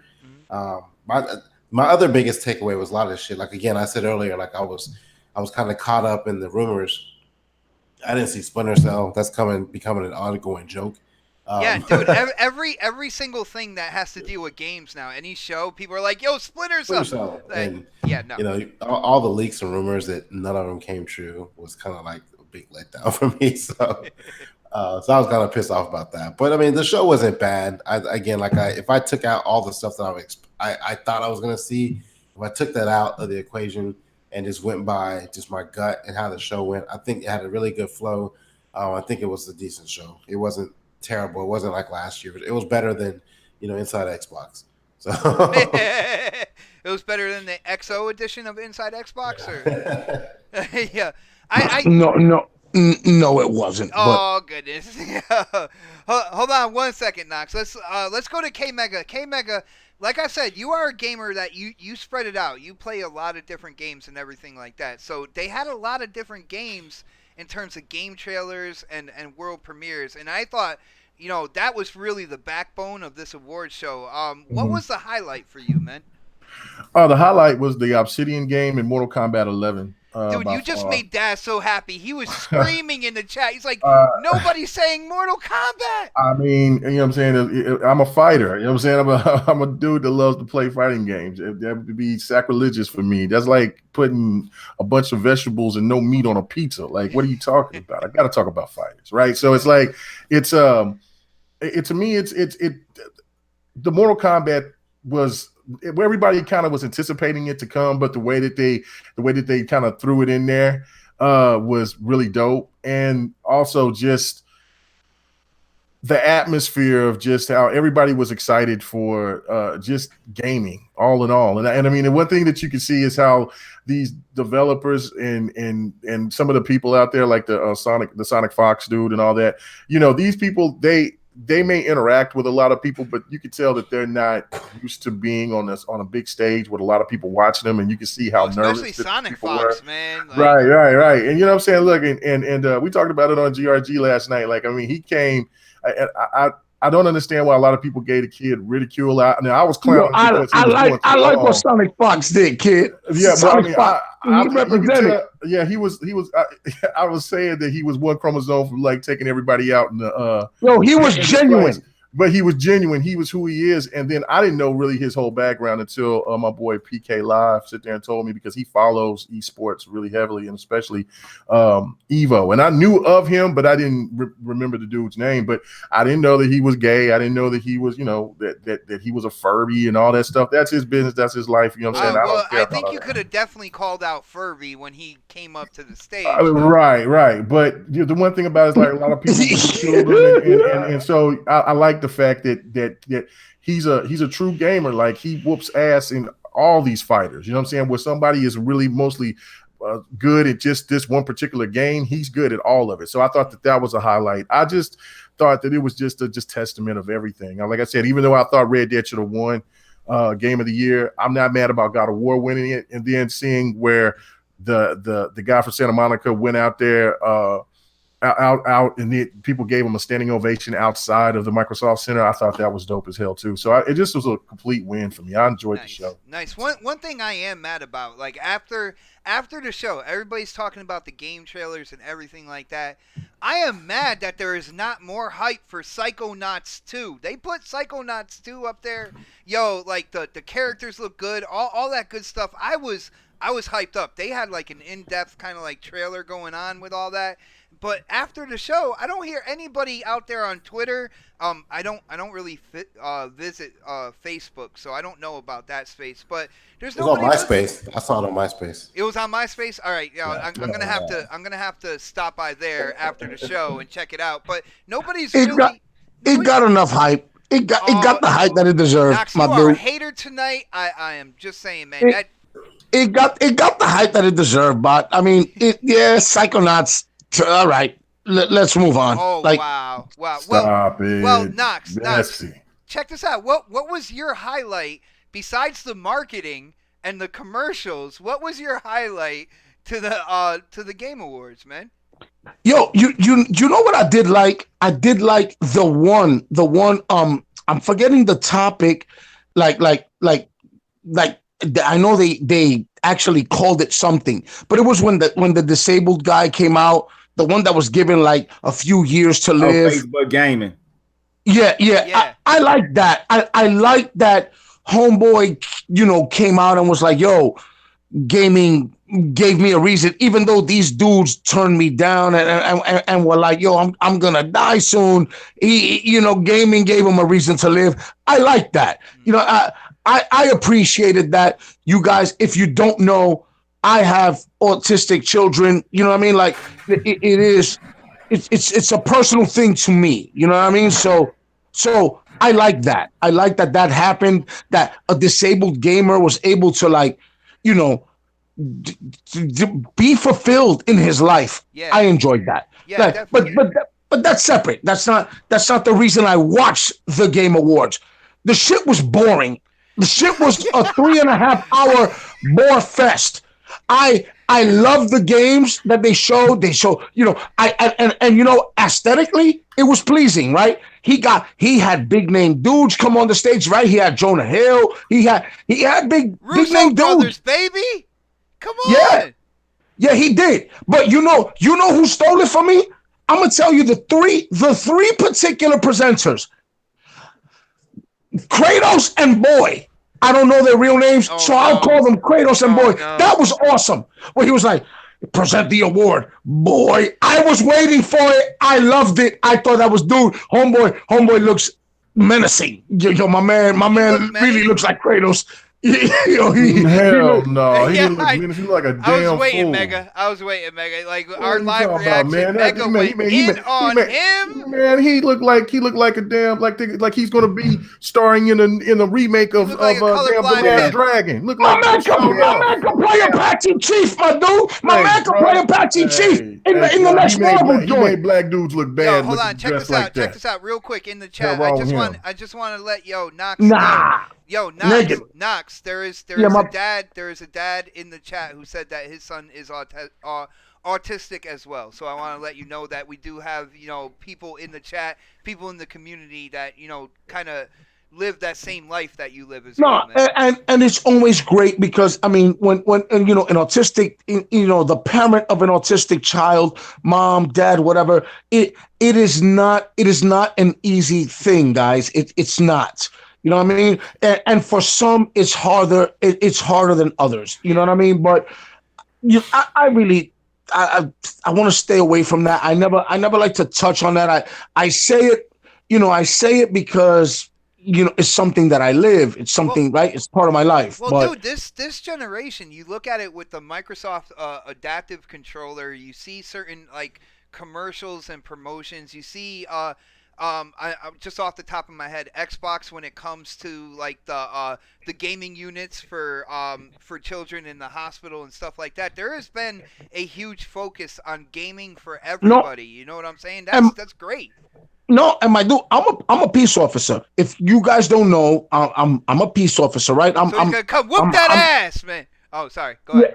No, I don't. I'm more in the healthcare profession, right? I'm hospital police, right? So I am a peace officer, and I am in an environment that is very, that demands a lot of empathy and sympathy. It just does, and Microsoft, my dude, they furnished the entire emergency room of where I work. I won't say their name because I don't know if it could come back against me. But yo, they got connects everywhere. Like the entire emergency room is with connects. It is furnished by Microsoft, and this is.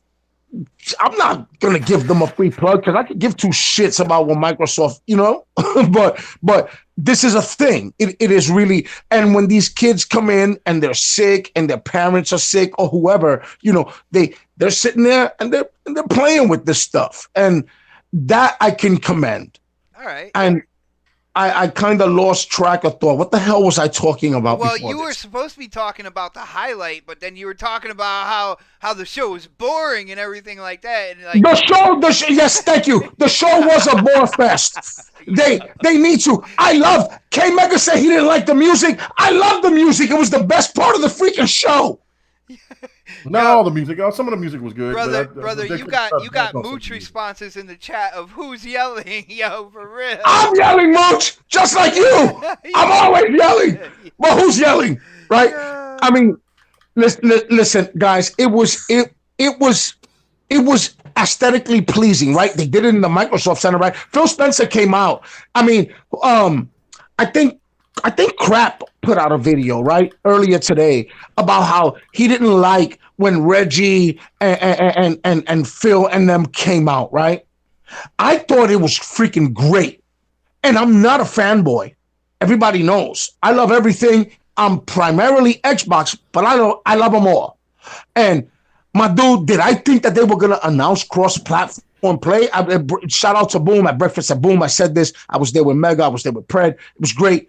But yo, that's where I thought they were going. I thought they were going to be like, yeah. A lot of people thought that, and then it turned out to be like, yeah, we're all here. See you later. Like that's what it was. Yo, hold on, real quick. Sir X-Man hit up the super chat. Yo, dude, thank you for the support, my brother. He said, happy 117th show. Way to go. Well, he said X-Spot. I'm gonna say next podcast because this show is all of us. Yeah, episode number 117. Mega, we have been around for a while, man. Yeah, we've been doing it for a long time, man. And we're not slowing Is that down. Master Chief's number? We're not 117. Yes, sir. Damn, man, and there was no Halo news. 343, what are you doing? Episode 117, and I had no Halo news. Now, see, look, Knox is making me yell. Anyway, It's what I do, brother. And you know what? Halo Infinite, like Mooch said, it is going to be a freaking MMO. It better be. It's going to be great. And I'll shut the hell up now because I'm all right, brother. I'm talking now. You guys talk. Yobi in the chat. He says low key when the three of them came out, he was like, "What the f is going on?" And like he almost lost his mind. I think Yobi, you were probably in the same boat a lot of people were in. Like, what the hell are they gonna announce? Yo, they got all three of them there. Are they doing cross-play? Is it gonna be with the three? And then by the end of it all, it was just like, yeah, we're all gamers. You guys should do the same thing. We're out. Like that was it. My dude, that was one of the most epic moments. That was so anticlimactic. Like I know, right? He's right. Yo, Knoxy right on that one. Uh-oh. Hold on. They will be right back and wait for it. There they are. In my mind, I went crazy. Like I'm like, oh shit. Like I couldn't believe what I was seeing. But it was very anticlimactic. It just was. Gaming blue balls. Yo, I think Peter Young in the chat is making fun of how I yell. He said it sound like a young girl yelling. That is messed up, man. Yeah. I appreciate the support, but that right there is messed up. Yeah. Well, guys, we are getting close here to the end of the show, and there is a topic I really want to tackle. So, are you guys ready to move on to the last topic of the night? Yeah. All right, let's do this. Let's go. And quote unquote Xbox insider Clobro on Twitter actually came out with a tweet. I'm gonna pull it up here. He tweeted out something really interesting today, actually, and it has to deal with Xbox exclusives. Now, I'm going to read this pretty much word for word, and then I want to hear what you guys think about it. I'm actually gonna go to Triple Cup, right after I read this. So here it goes. Clobrill said, a beloved Xbox IP game you have probably played in the last 4 years or so will get its bold second title in next gen. The successor is deep in development, and I expect you will hear about it around 2020. All right, so an Xbox exclusive, all right, that obviously never had a sequel, so it's getting its second title next gen. Now, Clobro has been right on a lot of things as well. To be considered an insider, you have to be kind of like right about your predictions more times than not. And a lot of people are following him on Twitter because of his predictions. Now, Triple Cup, Xbox IP is getting a sequel. We have played it within the last 4 years or so. I got to ask you, what do you think this game is? What are you excited to hear that? Do you think this is true? Like one of these games that came out this generation. What game do you think he might be talking about, man? Man, about fucking time, man. Look, this the thing. It's true. Every generation, we should have been had a sequel to one of these games. I mean, I understand the circumstances of what we've been going on, but what I was thinking is, what would be the best sequel to come out with would be Quantum Break 2. And think about this here. Even if you don't be able to get Remedy, because Remedy said that they're able to spit out games now within 2 years because they'd have built up their engine. Now they got a nice engine to work with. You see how fast they coming out with their game Control. Mm-hmm. So I almost want to say like, oh girl, but man, Jimmy Jackson Control. Right there. But know how they got that game right there, and they brought that pretty much out working on that for the last maybe 3 years, so they can be able to turn around and bring out games a lot faster. So they might be able to do it, but at the same token, Microsoft own the IP, so they don't have to use Remedy if they don't want to. They could just take the IP and move it to a quadruple A company that need to have a big quadruple A game they need to bring out, and what be the best quadruple A game would be a Quantum Break 2. If not that, the only other sequel I would like to see would be Rise, but that's still, I think, kind of far-fetched for us. So I'm going to keep hope alive and keep my fingers crossed, and if we get it, we get it. But my money would have to go on Quantum Break 2. All right, now, Quantum Break 2, I heard you talk about Rise, and a lot of people have said that, but I will say Rise was a launch title. It came out 5 years ago. All right. Trick question. So with that being said, I mean, we've played it within the last 4 years. Clobrill has done something genius here and kind of like started playing with the community here. But if they do a Quantum Break 2, all right, and they announce that around 2020, would you be excited for a sequel to that game, man? Man, I love Quantum Break. My biggest thing was it was too short. And everything about it was perfect, but I heard a lot of people that was complaining about was the movie part. I was thinking is they could take the whole movie and put it at the very end, and when you beat the game, you get a whole 30-minute movie that changes the way. Like if you play the game a certain. Let them know, Chuck. Huh? No, Knox. I said, let them know. Let them know, dog. Oh shit. Man, okay, but look, you take the movie and you play the game, then you play it a different way. And when you play it a different way, when you go watch the movie changes to the way you played it the second time. So therefore, you get a chance to watch the movie more than one time because now they're starting to have interactive movies. If people don't know, they finna be the next Telltale. Oh, my bad. By one thing I want to say about the last topic, man, their whole walk. I mean, the Life is Strange. The Stranger Things that was at the Game Awards show. Man, the only thing I want to say is, if Telltales was still a company, that would have been a perfect game for them to make. Man, that's a missed opportunity. That's how much I love gaming because I see things that could have been, but wasn't able to form. But anyway, though, I appreciate your opinion, but I'll let you know right now. When it comes to Telltale and the game that we saw with Stranger Things, I would probably play the game that we saw more than I would play a Telltale Stranger Things game, man. I'm just saying. Man, you don't like Walking Dead? You don't like Wolf Among Us? When it comes to interactive movies, I am not a fan of it, man. Oh, man. Dude, so you don't like Detroit then? Until y'all... Telltale is awesome. Detroit Kid, so become movie ticket. You know, I'm not down with those. I think the stories are really good. I think the stories are really good, and they're a great movie. Like I'll put on YouTube. I'll put like Detroit, gameplay walkthroughs and stuff like that, and I'll feel like I watched a really good movie, and that's the way I'll go with that. But I mean, that's why you only pay $20 for games like that. that is true, yeah.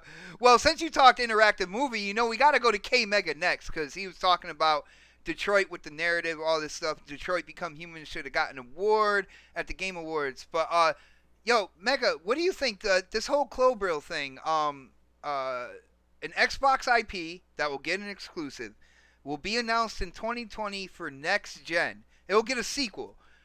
What game do you think it is, and would you be excited by it, man? Oh yeah, if it's Quantum Break 2, I'm very excited. If it's Sunset Overdrive 2, not so much, but it still needs to come out. You know what I'm saying? I mean, the thing of it was about the 4 years. I didn't put that in consideration because the only thing I thought was Rise, and that and either, you know what I'm saying, for me to be totally stoked, it has to be Rise or it has to be Quantum Break. That anything else is a fail to me.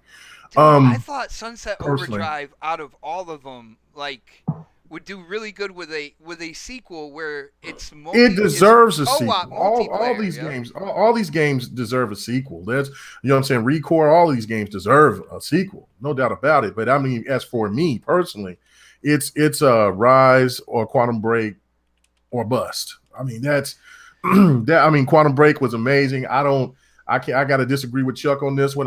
Don't bring me the game that you brought. You know what I'm saying? Make it longer. Give me more. I want to see those movies. You know what I'm saying? Well, Quantum Break ended on a cliffhanger anyway. Man. It did. It did that, and plus, I enjoyed the movies afterwards. And you don't, and you could skip that. And if people don't want to watch the movies or whatever, it just gave me that old nostalgic feel of the old Sewer Shark and Night Trap games off the Sega CD. Like I love those type of things. Like, I mean, I didn't think we would ever see that again. And so I thought it was pretty cool that that Quantum Break did bring that that type of feature into gaming. So I hope that they keep the same energy with that. And just for the crybabies out there that don't like that, then just make it separate so they don't have to see it. But I want to see it. But just bring the game back. That's all I care about. I'm going to go on record here, and I'm just going to say Sunset Overdrive 2, it needs to happen. I feel like it does. That environment, and can you imagine going in like multiplayer co-op when it comes to the story? I feel like that was the only thing when that game came out. That was the biggest complaint, like that the multiplayer should have been integrated into the story, and I feel like that would be the natural step. Bigger world, of course, more colorful. Dude, I would be so down. But then again, I really, really like Sunset Overdrive, so I might be a little, I guess you could say, a little partial to that title. But Predator, what do you think about this, man?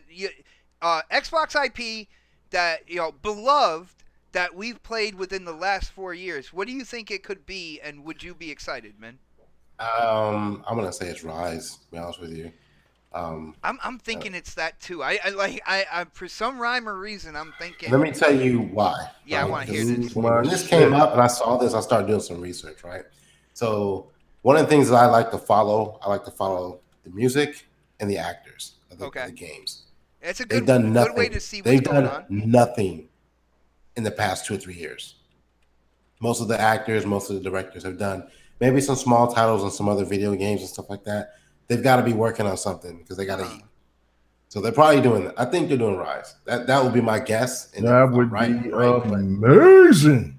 But I mean, like I looked at the guy who did the voice of Marius Titus. He's only done, I think he did a little cameo of Horizon Zero Dawn. But with Rise, how would they why would they use him again? Like, it's not spoilers. The game's been out since launch. Like he's done. He's done. Huh? Prequel. You go prequel, really? You don't have to do a prequel. I mean, it could be like he's a good actor, you know. I'm just saying, why not? Why not? He didn't do a bad job. Why not use him again? What they could do is kind of like how that TV series, the American Horror Show.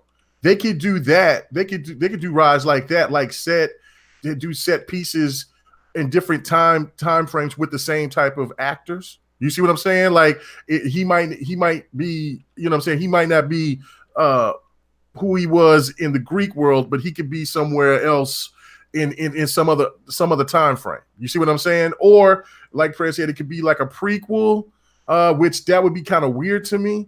So you know what I'm saying? Or like he would still be doing like some small voice work of but this is a true sequel, and like there's maybe Meredith had a son or something like that, and they might show old clips of him talking to or some kind of situation like that. But Yeah, if I'm you're a looking voice at actor, he should be able to change his voice. I mean, so you could be talking one way on one game, like the dude that played dude, the one for the PlayStation, like he played everybody on the PlayStation. What the hell is that dude's name? Yeah, he plays absolutely everybody. Yeah, that's one actor. So you know what I'm saying, they can get him back and give him a redo. I forgot his name. It's on the tip of my tongue. Yeah, anybody know who Truckman or something like that? Yeah, Neil Druckmann. Druckmann, yeah. Oh my goodness. I can see that, but dude, I'm looking at the chat right now. Yo, everybody is going everywhere with this. Yeah, people saying Killer Instinct. Yeah, people saying Recore, of course, Quantum Break. Like there's so many. I think it's a no-brainer that Killer Instinct is coming back. Yeah. Rise is the one. Rise should have had a sequel already, and it is the only franchise I would love to see them bring it back. And when you get to me, one out of like Rise, Quantum Break, Killer Instinct. I love Quantum Break, my dude. I do. I love Quantum Break, but that's a Remedy game. But they're working on Control right now. Right. That is true. They are working on something as well. So the only other one I could think is Sunset. They just finished Spider-Man, but yeah. Well, a lot of people talk about when they talk about Insomniac, they're like, oh yeah, they're automatically working on Spider-Man 2, right?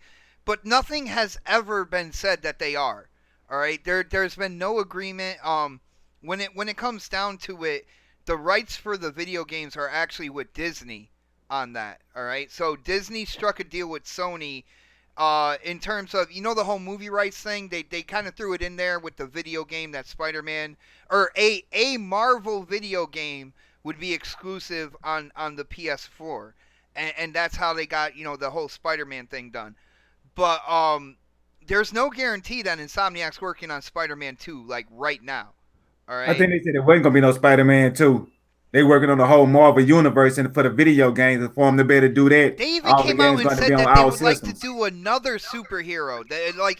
They didn't necessarily, they didn't like pin themselves to like a Spider-Man sequel. Insomniac said that they would love to do a different superhero video game as well. So, Sir X-Man, do Captain America exclusive to the X or the Xbox, right? Exclusive to that platform, however you want to do it. And that'll be great. People will love it. Like Captain America or Black Panther. One of those two. Other than that, I don't care. I'm going to get my Batman game.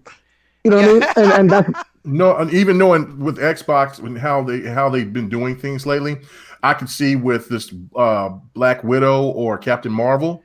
They could probably do those. Captain Marvel would be cool. But I am down for a Black Panther. I think a Black Panther video game. Black Panther would be amazing. Black Panther, Captain America. How long it take to make a video game? 5 years, right? And by the time that will align up, like when the hype of Black Panther 2 to be coming out, it'll kind of fit around this. You know how the Spider-Man right now is kind of coincide with the Spider-Man Homecoming. It's like in between both of them, but it's still close enough where you can relate them to each other, even though they separate. Yeah, I can kind of see that, man. But, check this out. Sir X-Man hit up the super chat. Thank you for the support, my brother. He says, Crackdown right after Valentine's Day. Dude, I cannot wait for Crackdown to come out. I feel like there's going to be a lot of gamers out there, especially with it being in Game Pass. I think people are going to try it out. They're going to realize how much fun that franchise is. And I think there's going to be a lot of people playing it. It's going to be a great game to have in Game Pass. And I think that it's going to have a community there for a long time. But with that being said, I got to ask Knox. You heard what Clobrill said on Twitter. New IP. I know you. It seems like you're leaning towards Rise. Is that the game that you think he's talking about? I don't Or know. you're I don't hoping? know. I don't know what game he'd be talking about, but if it were me, and absolutely yes, Rise would be the one. Like I, I would love to see Rise just rise to the pinnacle that I know it can be. Pun Right? intended, people. I'm sorry. You said Rise to the pinnacle for the game Rise. Yeah. There we go. All right. That was my fault. That was my No, fault. No. Sorry, I'm gonna interrupt just right fast. I wanted just to say this one point. This Microsoft, they had to pay attention to what happened at the awards and how many people gravitated to God of War.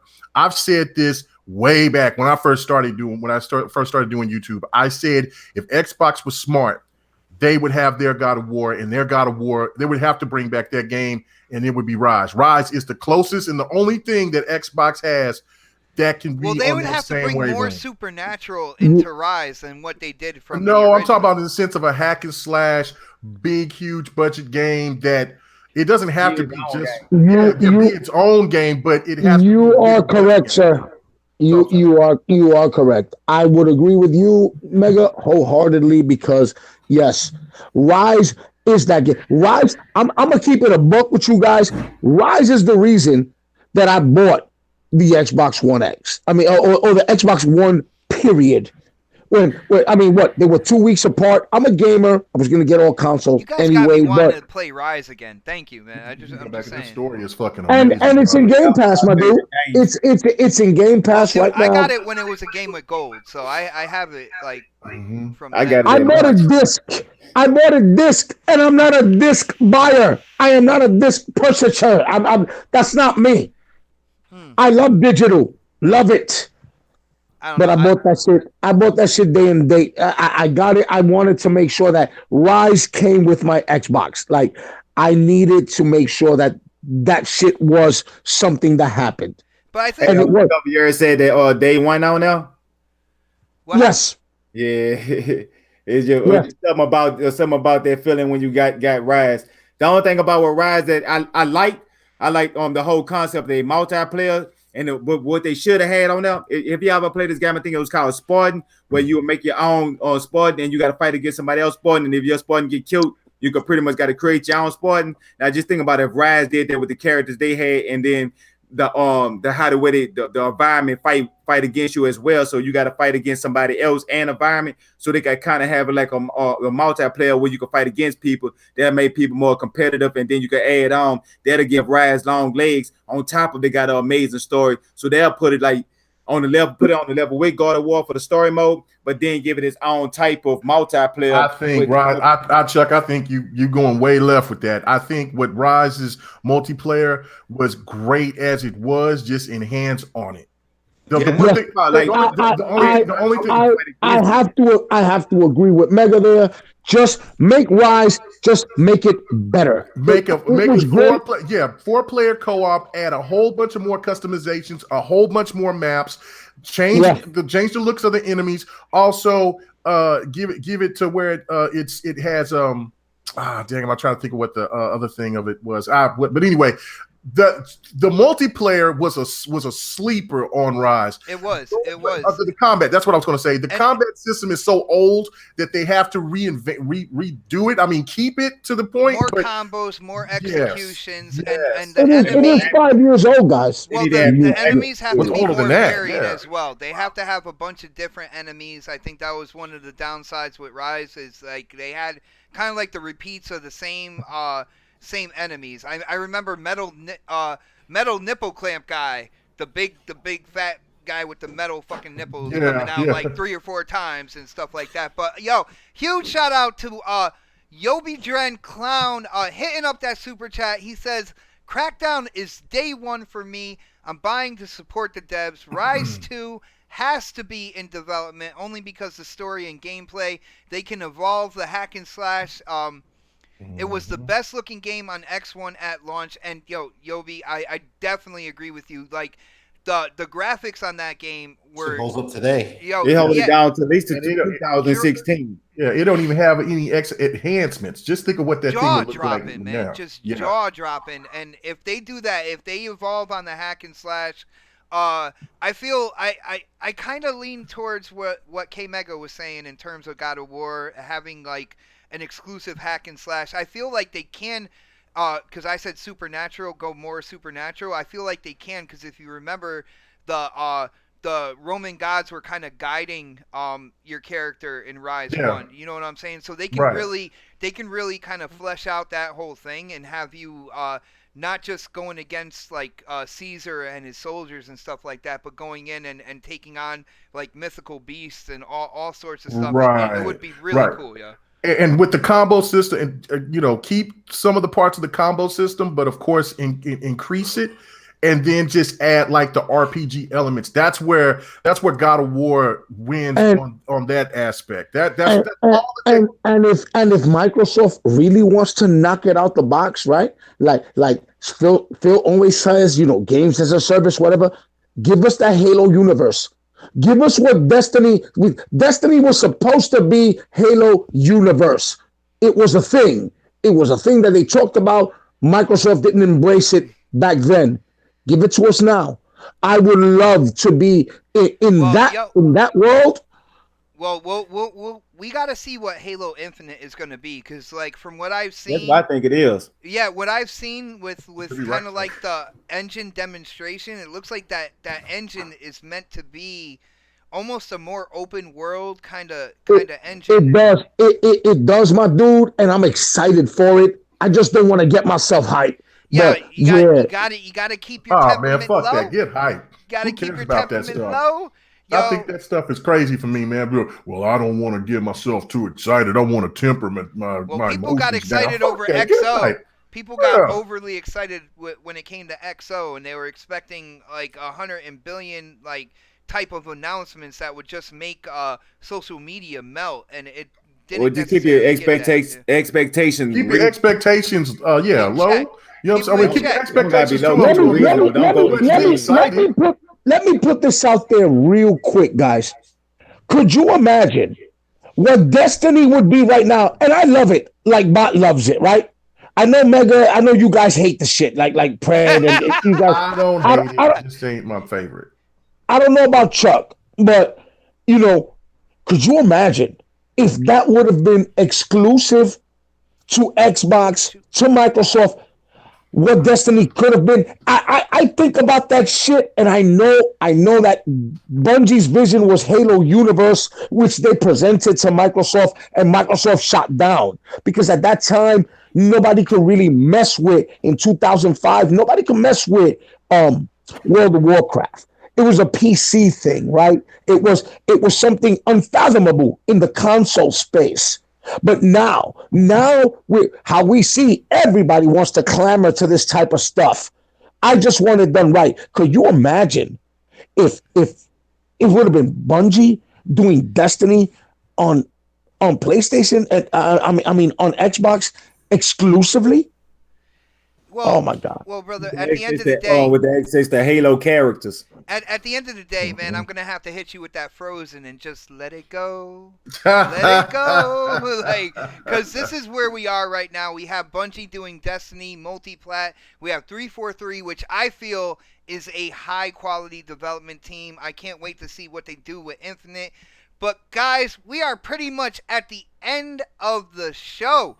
I want to give a special thanks to Triplecup Chuck for coming in, being a special guest. Like a 40-year-old with a comb over, man, we got to get the plugs in. So we are going to start with our special guest. Yo, Triplecup, I know you are the creator of the Heroic Vibration podcast. Why don't you let them know about that and where they can find that show when that's on? Let them know about any other shows you do, because I know you are a part of the GRG family. And let them know if you're on what social media you're on, that they can come and talk to you about games, man. All right, for sure.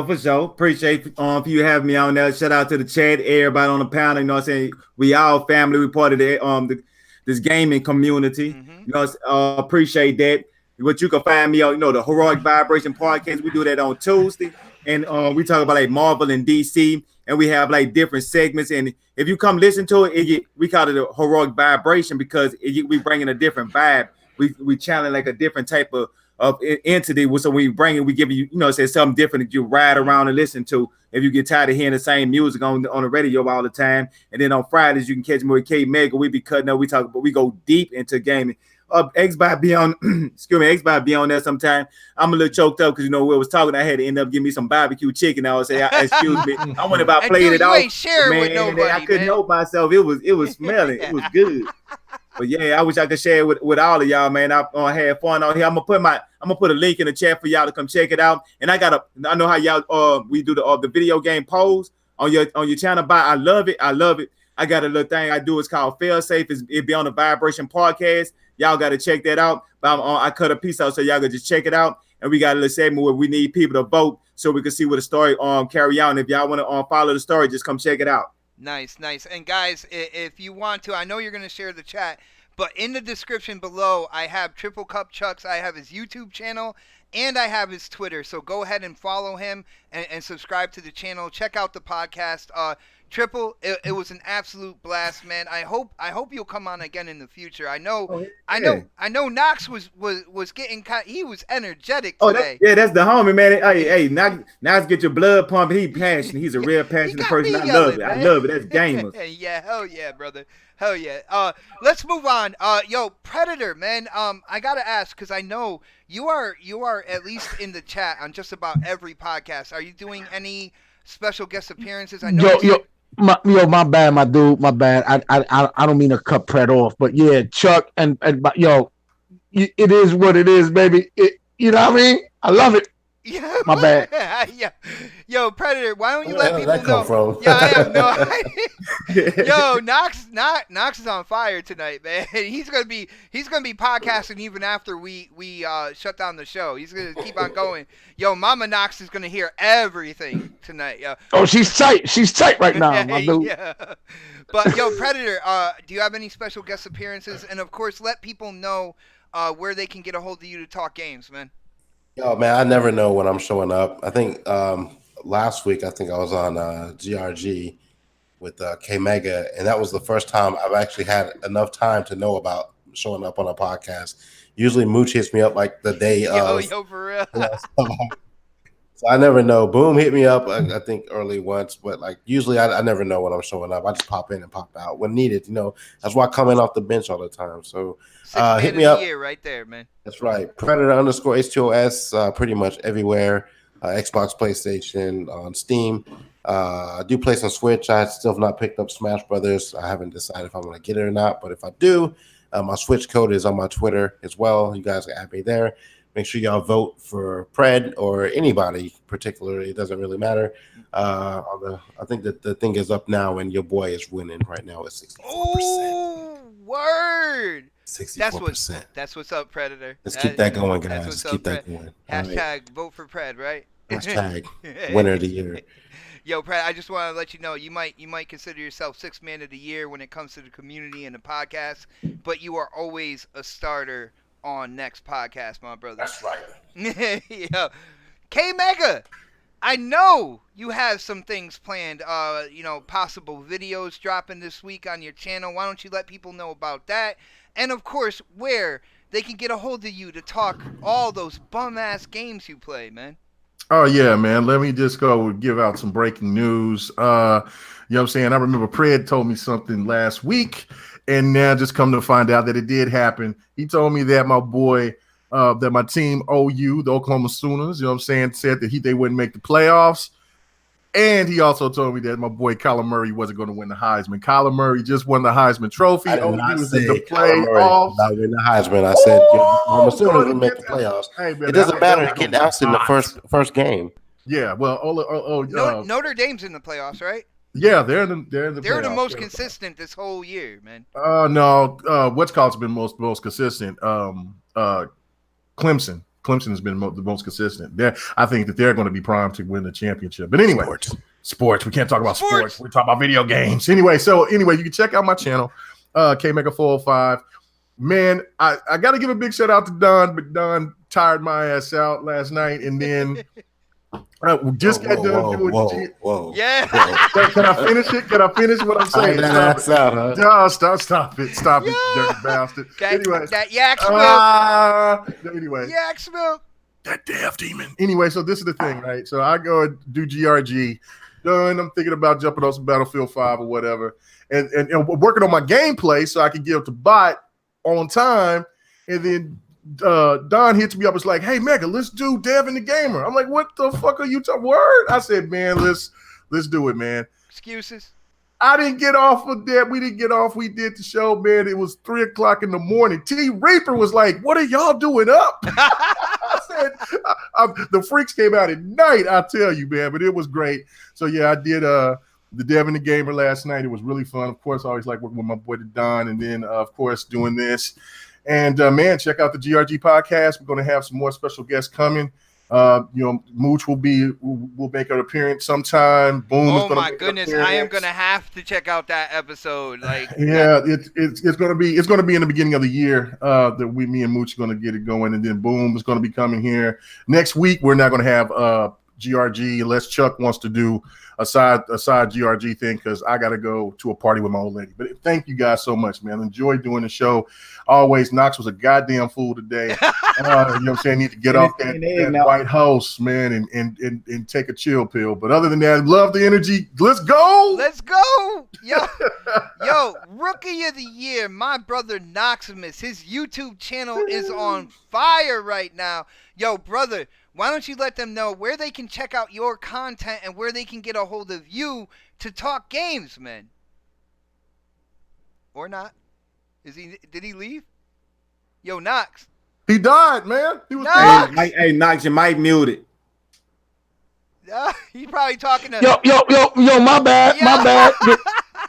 This phone, my dude. I mean, God damn it. I gave you a nice sign off, man. Like you I gave it to you on silver that's platter. my bad. Mega, you said I'm making a phone. I'm good, baby. I'm good. Listen, man, it was great. You know, you guys can find me right here on the next podcast every motherfucking Saturday. Y'all know how it goes. And come and catch me on In Knox We Trust. You trust me because I give it to you how it is, baby. That's what I do. It's my thing. And I love the panel. I was with Mega and Brad on Boomstick's joint yesterday, which was awesome. That was great. Yeah, that's right. I did 3 podcasts. That was like a next podcast takeover. You just needed 1 or 2 more people. All we needed was you, my dude. All we needed was you to be there, and it would have been officially the next podcast. Yeah, I'm not sure if Boom would have gotten a word in if all of us were in there. This is turning to a GRG outro. Yeah, I like it. Yeah, which you haven't invited me to, by the way, Mega. But it's all right. Look, I'm going to invite everybody, man. Don't worry about that, man. No, you know what I'm saying? I even invite Bot. Bot be stuck up though. He be out there doing. He be with the big boys out there, and he's like, "Oh, none of them peasants." I'm just joshing with you guys, man. This is always awesome, yo. Triplecup Chuck, yo. It was great, man. Like, I'm feeling this. I love this cast, my dude. Like, this is great. Do it again, man. Debating with you, fun as shit, man. Get your blood pumped. Matter of fact, I'm finna get on Red Dead and go kill 5 more people. Like, let's go, kid. Let's go kill. Let's go. I hope y'all didn't do the Mo House. You know what's the Mo House, right? Yo, guys. On that note. It is Saturday night. The Gamers got a game. I want to give a huge shout out to the community, everybody who hangs out with us in the chat. We had Welsh Gamer, we had Sir X-Man, we had Yobi Dren Clown hitting up the super chat. Thank you guys for all Lady the support. Fox. Yep. Lady Foxfire as well. She was really happy that when I was talking about interactive movies, I didn't bring up Life is Stage. Life is Strange. Lady Infamous. Huge shout out. Of course, Grown Women Gaming. I check their show out every Saturday since K Mega's so late with the gameplay. I gotta sit in front of my computer, and the ladies give me something to listen to. So my gameplay got cut off today. Huge shout out to Grow Women Gaming. That's what you get for having late. Shut your ass up. Yeah, the bottom's over here doing the Bethesda. One more time. Guys, I am gonna end this show. I am gonna end the show the same Home for way. K-Mega. Oh my goodness. Ram Nation. Yo, we will check you out next Saturday for the next podcast. Have a great weekend, everybody. Cowboys. Only Peace! talk.